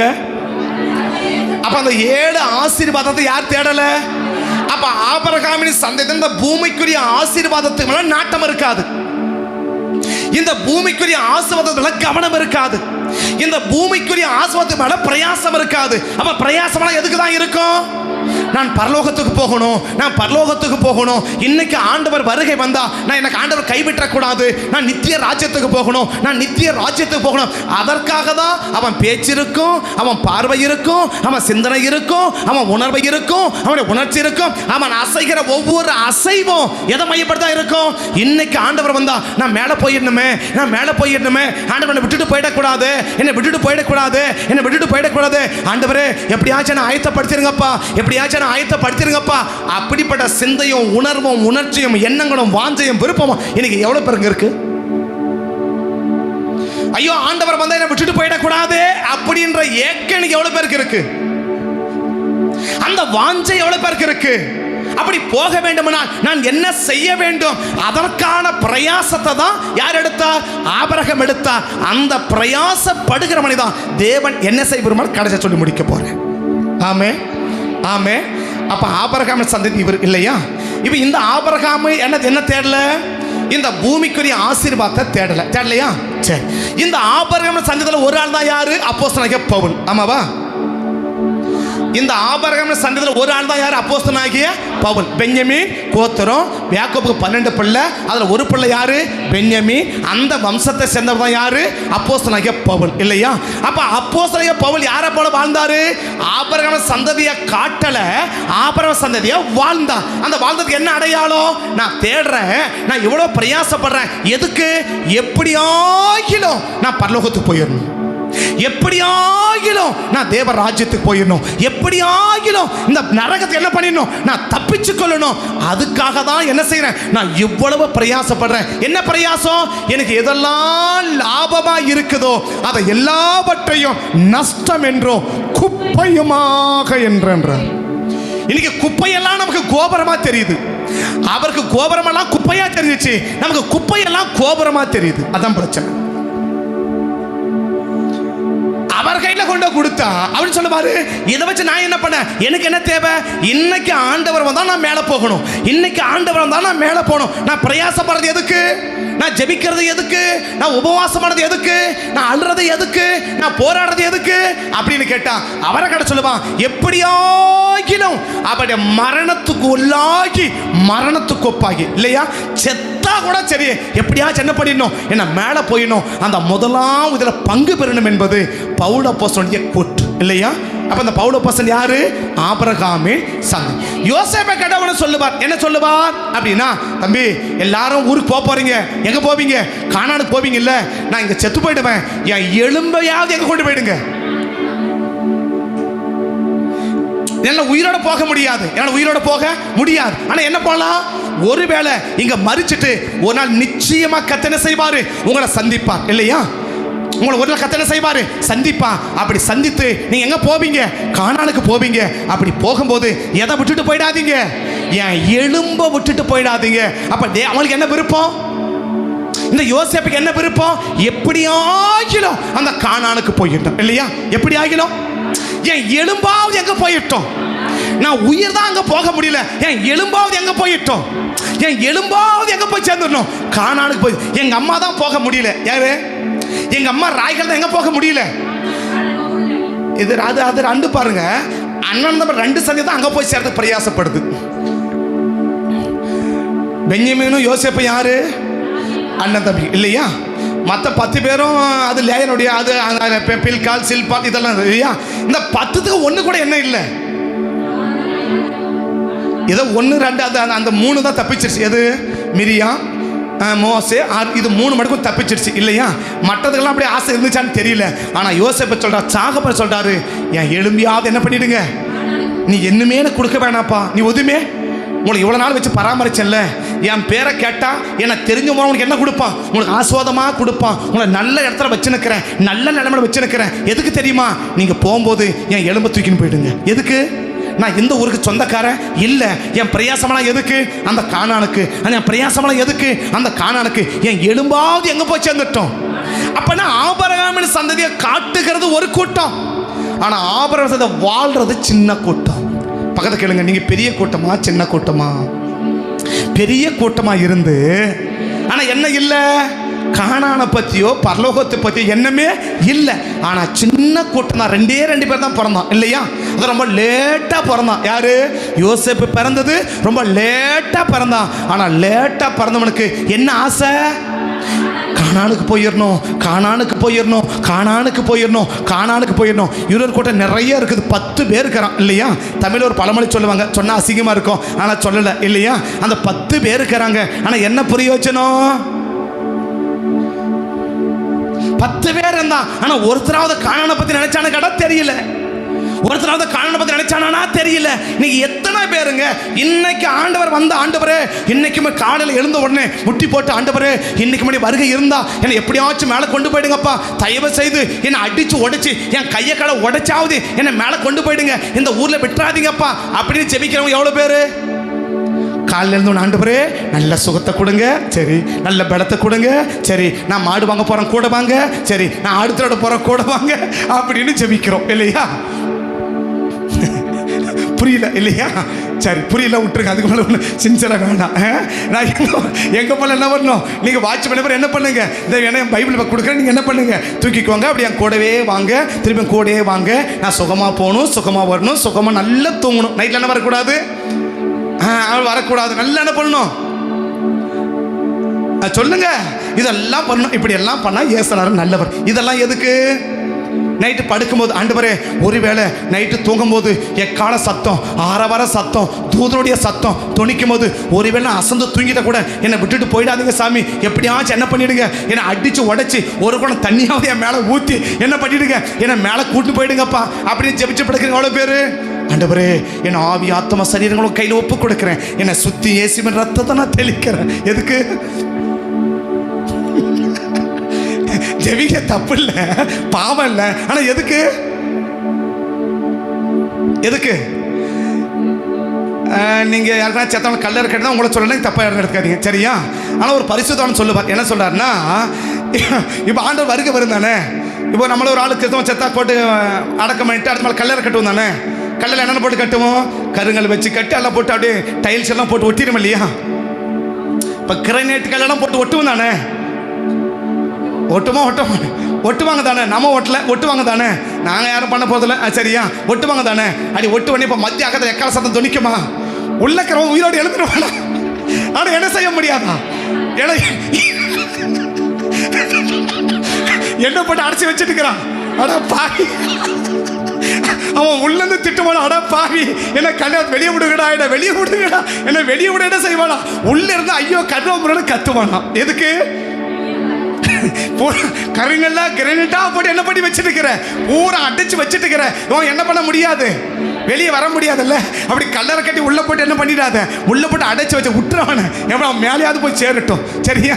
ஏதோ இங்கே தானே தப்பிச்சு உள்ள போய் நிற்கிறான், அங்கேருந்து மேலே போயிட்டவனை விட்டுடு, போட்டு கல்லறை கட்டி அதை கட்டி கல்லை போட்டு அடிச்சு உடைச்சு அப்படி போட்டு பண்ணி என்ன பண்ணிடாத. ஏசு வருகை வரும்போது எங்கே பண்ணி விட்டாத, உன்னை இப்போ கூட எங்கே விட மாட்டேன். மவனை எப்போ கூட எங்கே போகக்கூடாது, நீ உயிரோடு இருக்கும் போது அங்கே போகக்கூடாது, செத்தா கூட எங்கே போகக்கூடாது, நீ மேலே போட உள்ளே கடடா அப்படின்னு போட்டு அடிச்சு வச்சிடாரு, சரியா? அப்படின்னு ஒரு பரிசுத்தவன் சொன்னார். என்னன்னு எனக்கு ஊழிய கொடுத்த பிரசங்கம் அப்படி ஒருத்தர் சொன்னார். இப்படி இருக்குது, நீ என்ன கல்லறை கட்டி உள்ளே மாட்டிக்க போறீங்க அப்படின்னு எங்களுக்கு சொன்னார். கல்லறை கட்டி உள்ளே என்ன பண்ணிடாத, உள்ள மாட்டிக்காதப்பா, அதனால மேலே போட்டு என்ன பண்ணு, கொஞ்சம் குழியை விட்டுட்டு அந்த மண்ணு திறக்கும், அப்படி மேலே போய் சேர்ந்துருவேன் அப்படின்னு சொல்லுவான். அப்படியாவது நீங்கள் எவ்வளோ பேர் ஐயா படுக்கிறதுக்கு முன்னாடி எப்படியாச்சும் என்னை மேலே கொண்டு போயிடுங்க சாமி, நான் தூங்கினா கூட விட்டுறாதீங்க, இன்னும் முடிச்சு புரட்டியாவது எங்கே ஒன்று மேலே கூட்டு போயிடுங்க. எவ்வளோ பேர் ஜெபம் பண்ணிட்டு படுக்கிற? ஓடுறது எதுக்கு? உழைக்கிறது எதுக்கு? பிரயாசம் எதுக்கு? எத்தனை பேர் பரலோக ராஜ்யத்துக்கு ஆயத்தப்பட்டு அதுக்காக பிரயாசப்படுகிறாய். ஆமே. அப்ப ஆபிரகாம் ஒன்று தெரியுது. என்ன தெரியுது? நான் பரலோகத்துக்கு போறது மாத்திரம் என்ன பண்ணிட்டு இருக்கிறேன், நான் படிச்சிருக்கிறேன். அப்ப பரலோகத்துக்கு போறது வழி என்ன? அதுதான் ஆபிரகாமுடைய மிகப்பெரிய ஏக்கம், மிகப்பெரிய எண்ணம். ஆமே. அப்ப பரலோகத்துக்கு போறதுக்கு யார் பரலோகத்துக்கு போக முடியும்? பரலோகத்துக்கு போறதுக்கு வழி எது அப்படின்னா கீழ்ப்படிதல். பரலோகத்துக்கு போகிற வாசனுடைய முதல் படி கீழ்ப்படி. என்ன படி? கீழ். பரலோகத்துக்கு போறதுக்கு முதல் படி கீழ்ப்படி. என்ன படி? பக்கத்துல சொல்லுங்க. பரலோகத்துக்கு போறதுக்கு முதல் படி கீழ்ப்படி. உண்மையாதான் கீழ்ப்படின்னு சொன்னேன். சொல்லுங்க, உண்மையாதான் கீழ்ப்படின்னு சொன்னேன். நீ படினா ஸ்டைல்ஸ் பட் படி நினச்சிக்காத, உன்னதான் கீழ்ப்படின்னு சொன்ன இல்லையா? அப்போ பரலோகத்துக்கு ஒரு வழி எது? கீழ்ப்படிதல். இந்த கீழ்ப்படிதல் இல்லாத ஒரு நபர் எங்க போக முடியாதுன்னா பரலோகத்துக்கு போக முடியாது என்பது வேதத்தின் மறைக்க முடியாத உண்மை. யூதாவின் நிருபம் இருக்கிற ஒரே ஒரு அதிகாரம் 9வது வசனத்தை வாசிச்சிங்கன்னா, யூதா எழுதின ஒரே ஒரு நிருபம் ஒரே ஒரு அதிகாரம் 9வது வசனத்தை வாசிங்க பார்க்கலாம். பிரதான தூதனாகிய மிகாவேல் மோசேயுடைய சரீரத்தை குறித்து பிசாசுகளுடனே தர்க்கித்து பேசின போது அப்படின்னார் இல்லையா? இப்போ மோசேயுடைய சரீரத்தை யார் எட்டு போறாரு? ஓரிடமல்ல, மோசே மறிச்சிட்டார். இந்த மோசேயுடைய சரீரத்தை மிகாவேல் தூதன் எங்க எட்டு போறாரு? பரலோகத்துக்கு எடுத்துட்டு போறார். எடுத்துட்டு போறாரா? எடுத்துட்டு போகும்போது இப்போ யார் குறுக்க தர்க்கம் பண்றான், சண்டை போடுறான். எப்படி அந்த சரீரத்தை எடுத்துட்டு போற? எப்படி இந்த சரீரத்தை நீ எடுத்துட்டு போற? இந்த சரீரம் எங்களுக்குரியது. இந்த சரீரத்தை எங்க எட்டு போக முடியாது. பரலோகத்தை கொண்டு போக முடியாது. சொர்க்கத்தை கொண்டு போக முடியாது. இது யாருக்குரியது? இது நரகத்துக்கு போக வேண்டிய சரீரம். இது நரகத்தில் வேதனை பட வேண்டியது. இந்த நரகத்தில் உபாதிக்க வேண்டியது. அக்கினி அவியாமலோ புழு சாவலம் இருக்கிற அந்த நரக அக்கினிக்கு இந்த சரீரம் போக வேண்டியது என்று சொல்லி என்ன செய்யறாங்க? தர்க்கம் பண்றான். என்ன செய்ய மாட்டேங்கிறான்? விட முடியாது, விட முடியாது அப்படின்னு மிகாவேலுக்கிற ஒரு அதிகாரத்தை பயன்படுத்தி அவர் கொண்டு போனாரே ஒழிய நியாயமாய் வழி சொல்லி மோசே சரீரத்தை கொண்டு போகவில்லை. மிகாவேல் என்ன பண்ணிருக்கணும்? ஏன்பா எதை வச்சு இந்த சரீரத்தை விட மாட்டேங்கிற அப்படின்னு கேட்கணும் இல்லையா? உடனே கேட்ட சொல்லுவான். என்ன சொல்லுவான்? என்னாகம் 20ஆம் அதிகாரம் நீ படிச்ச படிக்கலையான்னு அவனை கேட்பான். நீங்க படிக்காதீங்க. என்னாகம் 20ஆம் அதிகாரத்தை மிகாவேலு நீ படிச்சா படிக்கலையான்னு யார் கேட்பான்? பிசாசு மிகாவேலை கேட்பான். என்னையா படிக்கணும் அப்படின்னு கேட்டா, கீழ்ப்படியாம போறது என்னுடைய வேலை. இப்ப நான் என்ன செஞ்சேன்? நான் கீழ்ப்படியாம போனதுனால தான் யாரா மாறின? பிசாசா மாறின இல்லையா? எனக்கு நியமிக்கப்பட்ட இடம் தான் எது? நரகம். நரகம் யாருக்கு நியமிக்கப்பட்டது? பிசாசுக்கும் அவனுடைய தூதருக்கும் இல்லையா? இன்னும் ஒரு படி மேலே போய் சொன்னா கீழ்ப்படியாதவர்களுக்கு நியமிக்கப்பட்டது நரகம். பக்கத்தில் கேளுங்க, பக்கத்தில் கேளுங்க, கேளுங்க, பக்கத்தில் கேளுங்க. நரகம் உங்களுக்கு இல்லைங்க, அதை ஏன் நீ சொந்தம் கொண்டாடுற? சொல்லி வைங்க. நரகம் சொல்லுங்க உனக்கு இல்லை. அது யாருக்கு? பிசாசுக்கு கீழ்ப்படியாக. நீ ஏன் சொந்தம் கொண்டாடுற? சொல்லி வைங்க. ஏன்னா இப்போ சொல்லி வைங்க, பின்னாடி அவனுக்கு புரிஞ்சுக்கும் இல்லையா? யாருக்கு? கீழ்ப்படியாதவங்களுக்கு நியமிக்கப்பட்டது நரகம் இல்லையா? இப்போ நான் கீழ்ப்படிகிற ஆளாக இருந்தால் எனக்கு நரகம் கிடையாது. இப்போ பிசாசு எத்தனையோ பேர் மறிச்சாங்களா? சரி, ஆரோன் மறிச்சாரா? பிசாசு தர்க்கம் பண்ணியிருக்கணுமா? பண்ணியிருக்கேன் தானே? பண்ணல இல்லையா? ஏன் பண்ணல? இப்ப ஆக மொத்தம் என்ன? இப்ப மோசே சரித்திரம் ஏன் தர்க்கித்து பேசுறார்? அவர் கீழ்ப்படியல இல்லையா? நிறைய அர்த்தம். அதுல ஒண்ணு என்ன? கீழ்ப்படியல இல்லையா? அப்ப கீழ்ப்படியாத ஒரு நபர் போற இடம் எங்க? இப்ப கைப்பிடிச்சல நீங்க கீழ்ப்படிஞ்சீங்கன்னா நீங்க போற இடம் பரலோகம், சொர்க்கம். அப்படின்னா கீழ்ப்படியலன்னா நீங்க போற இடம் அக்கினி அவியாம புழு சாகாம, இப்படி சொல்ற மாதிரி சொல்லுங்க. மூக்குல நுழைஞ்சு கண்டுல புழுவி வெளியே வரும். ஜோக் இல்ல, அதான் ரியல். மூக்குல புழு நுழைஞ்சு எங்க வரும்? கண்ணுல வரும் இல்லையா? அந்த இடத்துக்கு பார்த்தா என்னது? நரகம். அங்க எங்க நீங்க போறீங்க? அங்க எங்க போறீங்க இல்லையா? புழு அவங்கள திருப்தியா தின்னுமா. என்ன தின்னுமா? ஒரு சாதாரண கரப்பாம்பூச்சி பார்த்தாலே 1000 தடவை ஓடி ஒளியிட இல்லையா? புழு அவர்களை திருப்தியாய் தின்னுமா. அப்படிதான் பைபிள் சொல்லுது சரியா? புழுக்களே அவன் படுக்கை, பூச்சிக்களே அவன் போர்வைன்றான். ஒரு சாதாரண கம்பளி பூச்சி அப்படி பட்டா போதும், அப்படி பண்ணின்னு கிடக்கிறோம் இல்லையா? உடனே ஒரு ஆன்டிபயோட்டிக் போடுன்றாங்க. ஒரு ஆன்டிபயோட்டிக் போடு, ஒரு ஊசி போடு, ஒரு மாத்திரை போடுன்றாங்க. எதுக்கு? ஒரு கம்பளி பூச்சி மேலே பட்டாலே, அது மேலே படக்கூடாது, அது கொஞ்சம் அது மேலே வஸ்திரத்துக்கு ட்ரெஸ்ஸுக்கு மேலேருந்து அதை கலட்டி போட்டால் கூட உள்ள என்ன செய்யுது? அப்படியே ஊறுது, அரிக்குது, அப்படியே சொரிய வேண்டா இருக்குது இல்லையா? கம்பளி பூச்சி வெளியே இருந்தாலே இவ்வளோ அரிக்குது, கம்பளி பூச்சி போர்வையை போச்சு எப்படி அரிக்கும்? இது யாருக்கு? இதுதான் கீழ்ப்படியாதவங்களுக்கு நியமிக்கப்பட்ட நரகம். ஆமே. அப்ப நீ நானும் கீழ்ப்படுகிற நபரா இருந்தா நம்ம போற இடம் எங்க? சொர்க்கம், பரலோகம். நீ கீழ்ப்படியாத ஆளா இருந்தா ஏன் நீ சொல்ற? நான் ஏன் சொல்லணும்? என்ன சேர்த்துக்கணும்? மற்றவங்களும் நான் நம்மன்னு சொல்லுவேன் இல்லையா? இதுக்கு நான் நம்மன்னு சொல்லவே மாட்டேன். நம்மன்னு நான் சொல்லவே மாட்டேன். ஏன் சொல்ல மாட்டேன்? நான் ஏன் போவேன்? எனக்கு நியமிச்சது அங்க இல்லையா? நான் அங்கதான் போய் சேருவேன். எங்க போய்? விடவே மாட்டேன் சரியா? உயிரை கொடுத்தாதான் அங்கே போயிடுவேன். எங்கே போயிடுவேன்? உயிரை கொடுத்துனுக்கிறது எதுக்கு தான்? ஒவ்வொரு நாளும் செத்து நிற்கிறேன். எதுக்கு தான்? போனவர் ஒன்றும் இல்லை, ஒரு 5 கிலோ இருக்க மளிகை கலவு, அதை கையில் தூக்கிட முடியல, கையெல்லாம் வலி எடுத்துக்கிச்சு. எதுக்கு எவ்வளோ படுறேன்? எதுக்கு இவ்வளோ பலத்தை இழக்கிறேன்?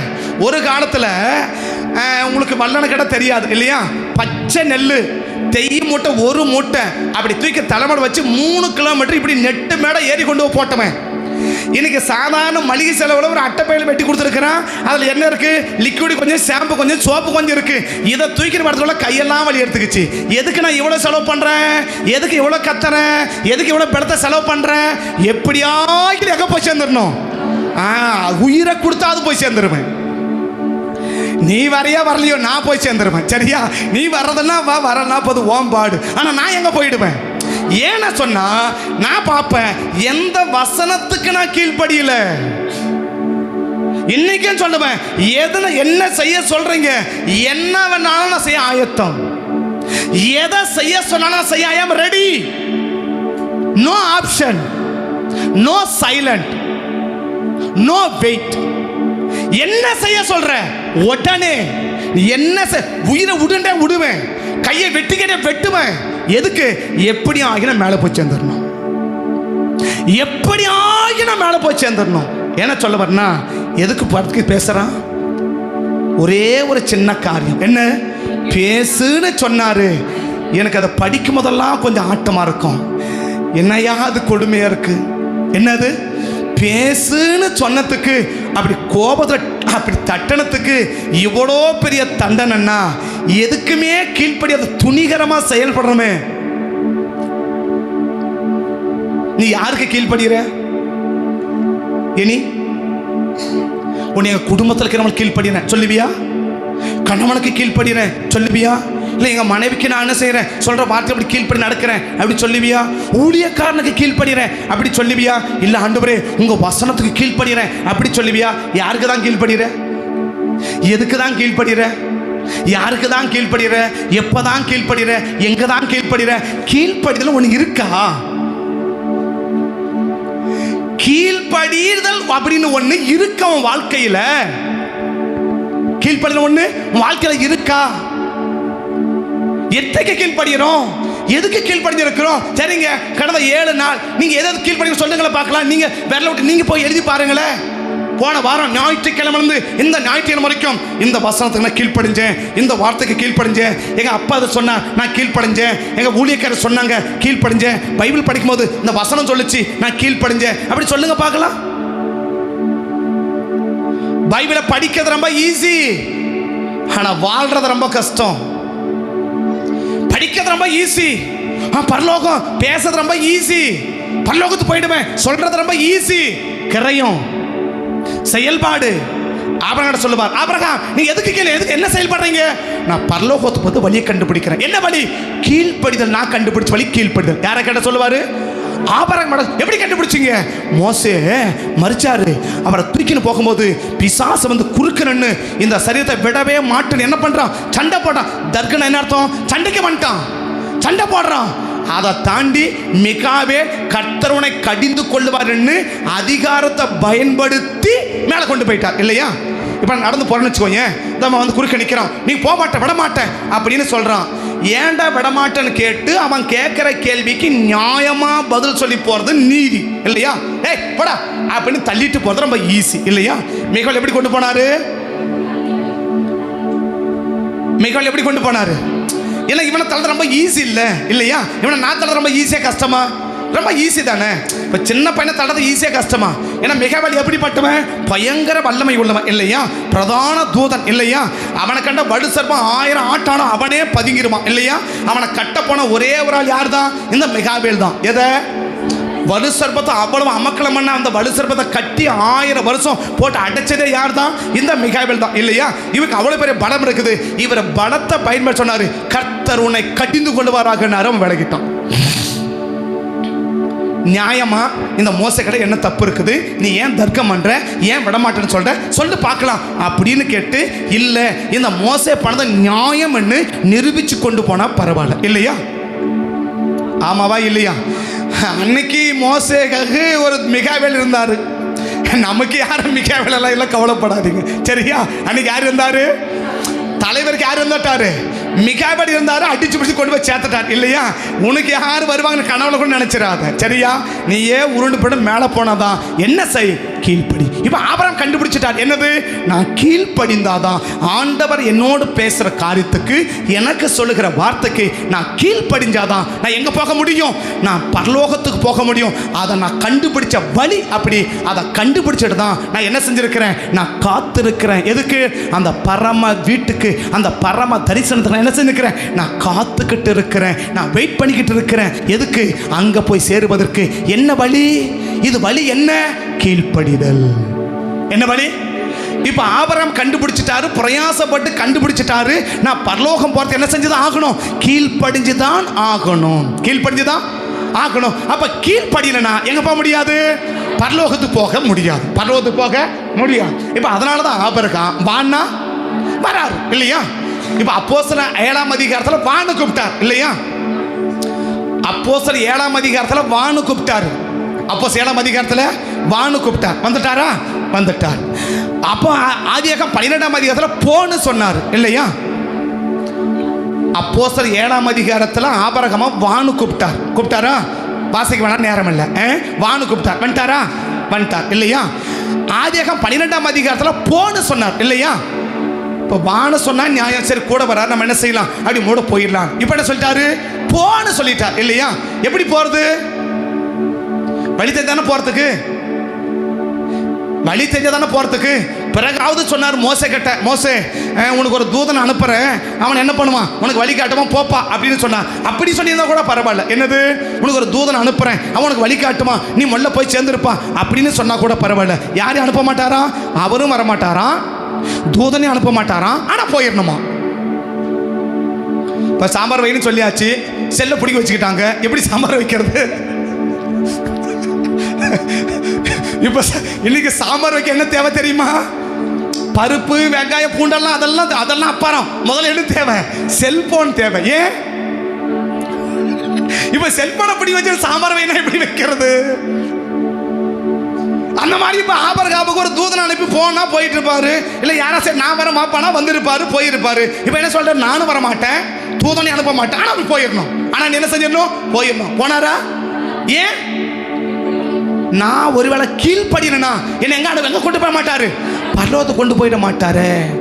சரி, இது கூட பரவாயில்ல. வானா அடிச்சு பிடிச்சி எங்கேயோ சுத்தி கித்தி அப்படி அலைஞ்சி தெரிஞ்சு மொல்ல போய் சேர்ந்துட்டார் இல்லையா? ஆனா அடுத்து சொன்னாரு 22ல மகனை போய் என்ன பண்ணிடு? வெட்டுன்றாரு. இது எப்படி? உன் பிள்ளைய வெட்டி நீ என்ன பண்ணிடணும்? நெருப்பு வைக்கணும். அப்படின்னு என்ன செய்ய முடியும்? ஓடுறதே பிள்ளைக்கு தானே, உழைக்கிறதே பிள்ளைக்கு தானே, சம்பாதிக்கிறதே பிள்ளைக்கு தானே இல்லையா? ஆமாவா இல்லையா? நீ காலைல ரெடியாக வந்திருப்பீங்க இல்லையா? வரது முன்னாடி ஆக மொத்தம் அடுப்பில் பாதி வச்சு வேக வச்சுட்டு வந்துட்டுப்பீங்க. எதுக்கு? போன உடனே பிள்ளைக்கு தாளிச்சு என்ன பண்ணிடலாம்? பிள்ளை பசியோடு இருக்குமே. ஐயா, வீட்டுக்காரன் பசியோட போனால் ஆக்கி வச்சுட்டு வந்துக்கிறீங்க இல்லை? வீட்டுக்காரன் பசியோட வருவானா? அவனுக்கு ஆக்கி வச்சுட்டு வந்துக்கிறீங்க? இல்லை இல்லை, யாருக்கு தான்? பிள்ளை பசியோடு இருக்குமே. சரி, நம்ம போயிட்ட கூட பிள்ளை சர்ச்சைக்கு வரல, ரட்சிக்கப்படலை, அது துன்மார்க்கமாக போகுது. ஆனாலும் பிள்ளை மத்தியானம் வீட்டுக்கு வந்தா சாப்பிடுவானே. யாருக்கு? அடங்காத பிள்ளைக்கு இவ்வளவு ஆக்கி வைக்கிறியே, அடங்குற பிள்ளைக்கு என்ன செய்வேன்? உட்கார்ந்தா பிள்ளை, நடந்தா பிள்ளை, நின்னா பிள்ளை, பொழுந்தா பிள்ளை, எல்லாம் பார்த்து பிள்ளை பிள்ளை பிள்ளை பிள்ளை பிள்ளை இல்லையா? ஒரு சாக்லேட் கொடுத்தா அப்படியே பத்திரம் வைக்கிறேன். எதுக்கு?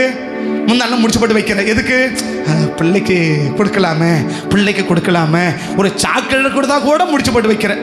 யாரோ சொல்கிறாங்க, நாங்களாம் அப்படி இல்லை, நீ தங்கம் ஒன்று சரியா? நீ தங்கம், அதனால் உன்ன என்ன செய்யலாம்? உன்னத கணக்கில் சேர்க்கக்கூடாது, நீ ரொம்ப தங்கம், அதனால் விட்டுருங்க அப்படி சொல்லி எதுதானும் பிள்ளைன்னு வைக்கிறியே. அந்த பிள்ளைய தேவன் அந்த பிள்ளைய போய் வெட்டுப்பான்னு சொன்னா அப்படியே வெட்டுறதுக்கு போறாரு. என்ன காரணம்?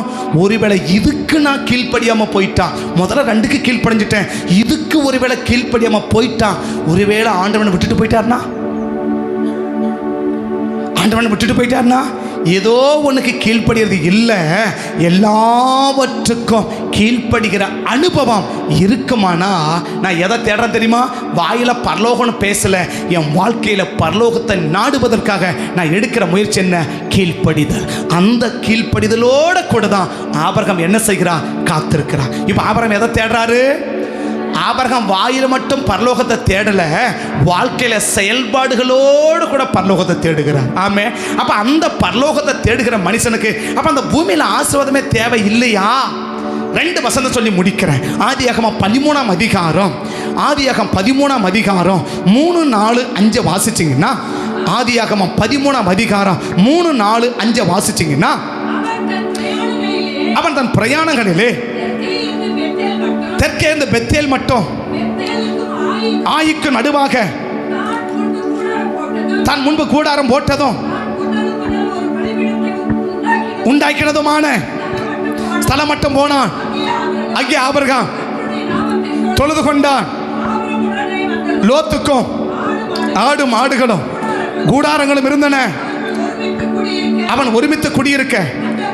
அதுக்கு மேல இருக்கிற வசனம் ஆபிரகாம் இல்ல, அதுக்கு மேல 2வது வசனம் ஆபிரகாம் மிருக ஜீவன்களும் வெள்ளியும் பொன்னும் உடைய ஆஸ்திகளை உடைய சீமானம். 24ஆம் அதிகாரம் 34 வசனம் 35 வசனத்தை வாசிச்சு பார்த்தீங்கன்னா, ஆதியாகமம் 24, 34, 35 வாசிச்சு பார்த்தீங்கன்னா, அப்பொழுது அவன் இப்ப எலியேசர் சொல்றாரு, நான் ஆபிரகாமுடைய ஊழியக்காரனும் கர்த்தரின் எஜமானை மிகவும் ஆசீர்வதித்து வச்சிருக்கிறார். அவர் சீமானா இருக்கிறார். யார் சொல்ல முடியுது? அப்படின்னா அந்த பூமியில வாடகம் ஆசீர்வாதம் தேவை இல்லையா? தேவை. ஆபிரகாமுக்கு தேவை. ஆனா ஆபிரகாம் எதை தேடல? இந்த பூமிக்குரிய ஆசீர்வாதத்தை ஆபிரகாம் தேடல. ஆனா ஆபிரகாமுக்கு இந்த ஆசீர்வாதம் தேவனை யாருக்கு தெரியுது? ஆண்டவருக்கு தெரியுது. அப்ப தேட வேண்டியதை தேடிட்டா நம்ம தேவையானதை எல்லாம் தேவன் என்ன செய்ய முடியும்? நமக்கு தேவன் கொடுக்க முடியும். அதான் இயேசு 36 மத்தேயு 6:33 சொல்லிட்டார், முதலாவது தேவனுடைய ராஜ்யத்தையும் அப்படியே நீதியையும் தேடுங்கள், மீதி எல்லாம் உங்களுக்கு என்ன செய்யப்படும்? கூட கொடுக்கப்படும் சொல்லிட்டார் இல்லையா? கூட என்ன செய்யப்படும்? கொடுக்கப்படும். அப்படின்னு சொன்னா உன்னை மிகுந்த ஆசீர்வாதம் வைக்க இல்லை, உனக்கு கொடுக்கிற ஆசீர்வாதம் பயனுள்ள ஆசீர்வாதத்தை கொடுப்பேன் அப்படின்னு ஒரு செய்தியை இடையில பேசியிருந்தேன். போட்டீங்களா? பயனுள்ள பயனுள்ள ஆசீர்வாதத்தை கொடுப்பேன் இல்லையா? பயனுள்ள ஆசீர்வாதத்தை கொடுப்பேன். எத்தனை பேர் பார்த்தீங்க? பயனுள்ள ஆசீர்வாதத்தை கொடுப்பேன் அப்படின்னு ஒரு செய்தி நேற்றுக்கு முன்ன நாள் போட்டிருந்தேன் இல்லையா? அதை பார்த்தவங்க ஒரு சாராம்சம் மட்டும் சொல்லுங்க பார்க்கலாம். மதம் கொட்டுருங்க. நினைவேவை பற்றி பேசியிருந்தேன், யோனாவை பற்றி பேசியிருந்தேன். எத்தனை பேர் பார்த்தீங்க? இப்போ ஆழமாக ஒரு ஜெபக்கு தோணுது எனக்கு. இப்போ ஆழமாக ஒரு ஜெபத்தை ஏறெடுக்கணும்னு தோணுது. பாரத்தோடு ஜெபிக்கணும்னு தோணுது. பாரத்தோடு ஜெபிக்கணும்னு தோணுது. ஜெபிச்சிட்டுமா? வேணான்றான் பாருமா, வேணாமா, அவனுக்கு சப்போர்ட் பண்றோம். வலது கைக்கும் இடது கைக்கும் வித்தியாசம் தெரியாத 1,30,000 பேர் சொல்லியிருந்தோம் இல்லையா? வலது கைக்கும் இடது கைக்கும் வித்தியாசம் தெரியாதவர்கள் அப்படின்னு இல்லையா? வலது கைனா என்ன, இடது கைனா என்ன? வலது கையை தேடினா இடது கை கிடைக்கும், இடது கையை தேடினா வலது கை கிடைக்காது, இடது கை கிடைக்காது. ஒரு செய்தியை 2 நாளைக்கு முன்னாடி பேசியிருந்தோம்.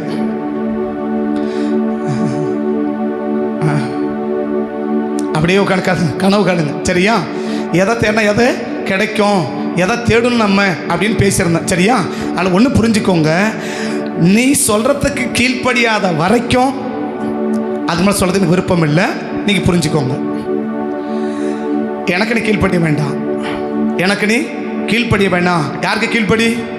கர்த்தருக்கு கீழ்ப்படி, அவர் வார்த்தைக்கு கீழ்ப்படி, அவர் வசனத்துக்கு கீழ்ப்படி. அவருடைய வார்த்தைக்கும் வசனத்துக்கு கீழ்ப்படுகிற ஆபிரகாமை தான் எப்படி வச்சாரு? சீமானாய் வச்சார். பொன்னும் வெள்ளியும் உடைய சீமானாய் கர்த்தர் வச்சார். ஏன்? அப்ப தேவனுக்கு தெரியுது இந்த பூமியில உயிர் வாழ நமக்கு என்ன தேவை யாருக்கு தெரியுது? தேவனுக்கு தெரியுது. ஆனா நம்ம எதை தேடணும்? தேட வேண்டியதை தேடினால் தேவையானதை எல்லாம் தேவன் நமக்கு எப்படி தருவான்? நிறைவாய் கொடுப்பதற்கு தேவன் என்ன பார்க்கிறான்? ஆயத்தம் இருக்கிறான். வேற எந்த மனுஷனுக்கும் தேவன் சீமானாய் வைத்தான் எழுதப்படவே இல்லை. கீழ்ப்படிதல் அப்படின்னு சொன்னா யாரை சொல்ல முடியும்? ஆபிரகாமை சொல்ல முடியுமே வெளியே. அடுத்த நபர் அந்த என்ன செய்ய முடியாது, சொல்ல முடியாது. அந்த கீழ்ப்படுகிற ஆபிரகாமுக்கு அந்த தேவன் அளவு கடந்த ஆசீர்வாதத்தை கொடுத்து வச்சார். எப்படி கொடுத்து வச்சா? பொண்ணு பார்க்க போன எவ்வளவு பெற்று போறாரு? 10 ஒட்டகத்து மேலே ஏற்றின்னு போறார் இல்லையா? 10 ஒட்டகத்துக்கு மேலே. யாருக்கு?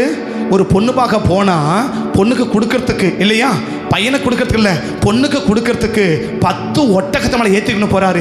ஏன் கொடுக்க மாட்டாரு?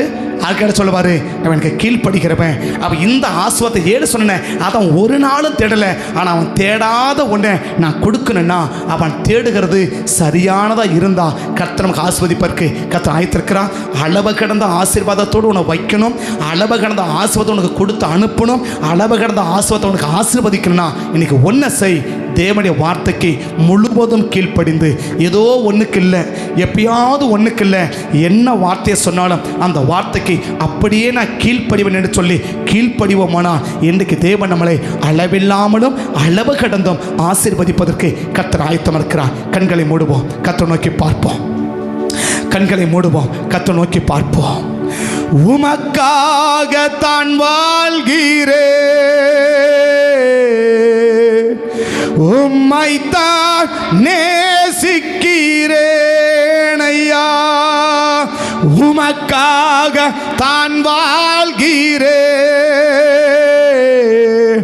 உம்மைத்தான் நேசிக்கிறேன். பலியாகி என்னை மீட்டீரே, ஜீவ பலியாகி என்னை மீட்டீரே. பரலோகம் திறந்தீரையா, பரலோகம் திறந்தீரையா. எஜமானனே என் இயேசு ராஜனே, எண்ணமெல்லாம் என் ஏக்கமெல்லாம் உம் சித்தம் செய்வதுதானே. என் எண்ணம் என் ஏக்கமெல்லாம் உம் சித்தம் செய்வதுதானே. தேவ சமூகத்தில் கூடி வந்திருக்கிறோம். ஆபிரகாமின் சந்ததினா இந்த பூமிக்குரிய ஆசீர்வாதத்தை அவன் தேட மாட்டாங்க. அதனால் அவனுக்கு ஆசீர்வாதம் தேவை இல்லை என்றும் அர்த்தம் அல்ல. யாருக்குமே கொடுக்காத அளவுக்கு ஆபிரகாமை ஆண்டவர் ஆசீர்வதிச்சார். இன்னைக்கு நீங்களும் நானும் ஆபிரகாமின் சந்ததியாக இருந்தால் எதை தேடணுமோ அதை மாத்திரம் தேடுவோம். அதை தேடுவது வெறும் வார்த்தையில மாத்திரம் அல்ல, வாழ்க்கையில் அனுபவ ரீதியாக அவர்கிட்ட சொல்கிறார், அந்த பரம தேசத்துக்கு நான் காத்திருக்கிறேன், அந்த பரம தேசத்துக்கு காத்திருக்கிறேன். அபிரகாமையா உங்களுக்கு 7 ஆசீர்வாதத்தை ஆண்டவர் கொடுக்குறேன்னு சொன்னார். அதுக்கு மேலே எனக்கு விருப்பமும் இல்லை, அதுக்கு மேலே எனக்கு நாட்டமும் இல்லை. அதை தேடுவதற்காக நான் பிரயாசப்படவும் இல்லை. என் ஒரே ஒரு நோக்கம், அந்த பரம கானானுக்குள் நான் கால் வைக்கணும், அந்த பரம தேசத்துக்குள் நான் போகணும். அதுக்கு வழியை மட்டும் நான் கண்டுபிடிக்கணும். என்ன வழி கண்டுபிடிச்சேன்னா கீழ்ப்படிதல். கீழ்ப்படிதல். என்ன சொன்னாலும் கீழ்ப்படிவேன், யார் சொன்னாலும் கீழ்ப்படிவேன், எப்போ சொன்னாலும் கீழ்ப்படிவேன், எது சொன்னாலும் கீழ்ப்படிவேன். கீழ்ப்படிதல் என்பது என் ரத்தத்தோட கலந்த ஒன்றா இருக்கணும், என் ரத்தத்தோட கலந்த ஒன்றா இருக்கணும். கீழ்ப்படிதல் என்பது ஏதோ ஒரு வார்த்தையில் வருவது அல்ல, என் ரத்தத்தோட கலந்த ஒன்றா இருக்கணும். அந்த கீழ்ப்படிதல் உள்ள நபரை தான் கர்த்தர் அளவில்லாமல் ஆசீர்வதிப்பதற்கு தேவன் ஆயத்தமாக இருக்கிறார். நாம் இன்னைக்கு உருப்படியாக சரியான விதத்தில் மட்டும் தேடிட்டோம்னா நம்ம கேட்காத ஆசீர்வாதங்களை அளவில்லாமல் கொடுக்க தேவன் ஆயத்தம்.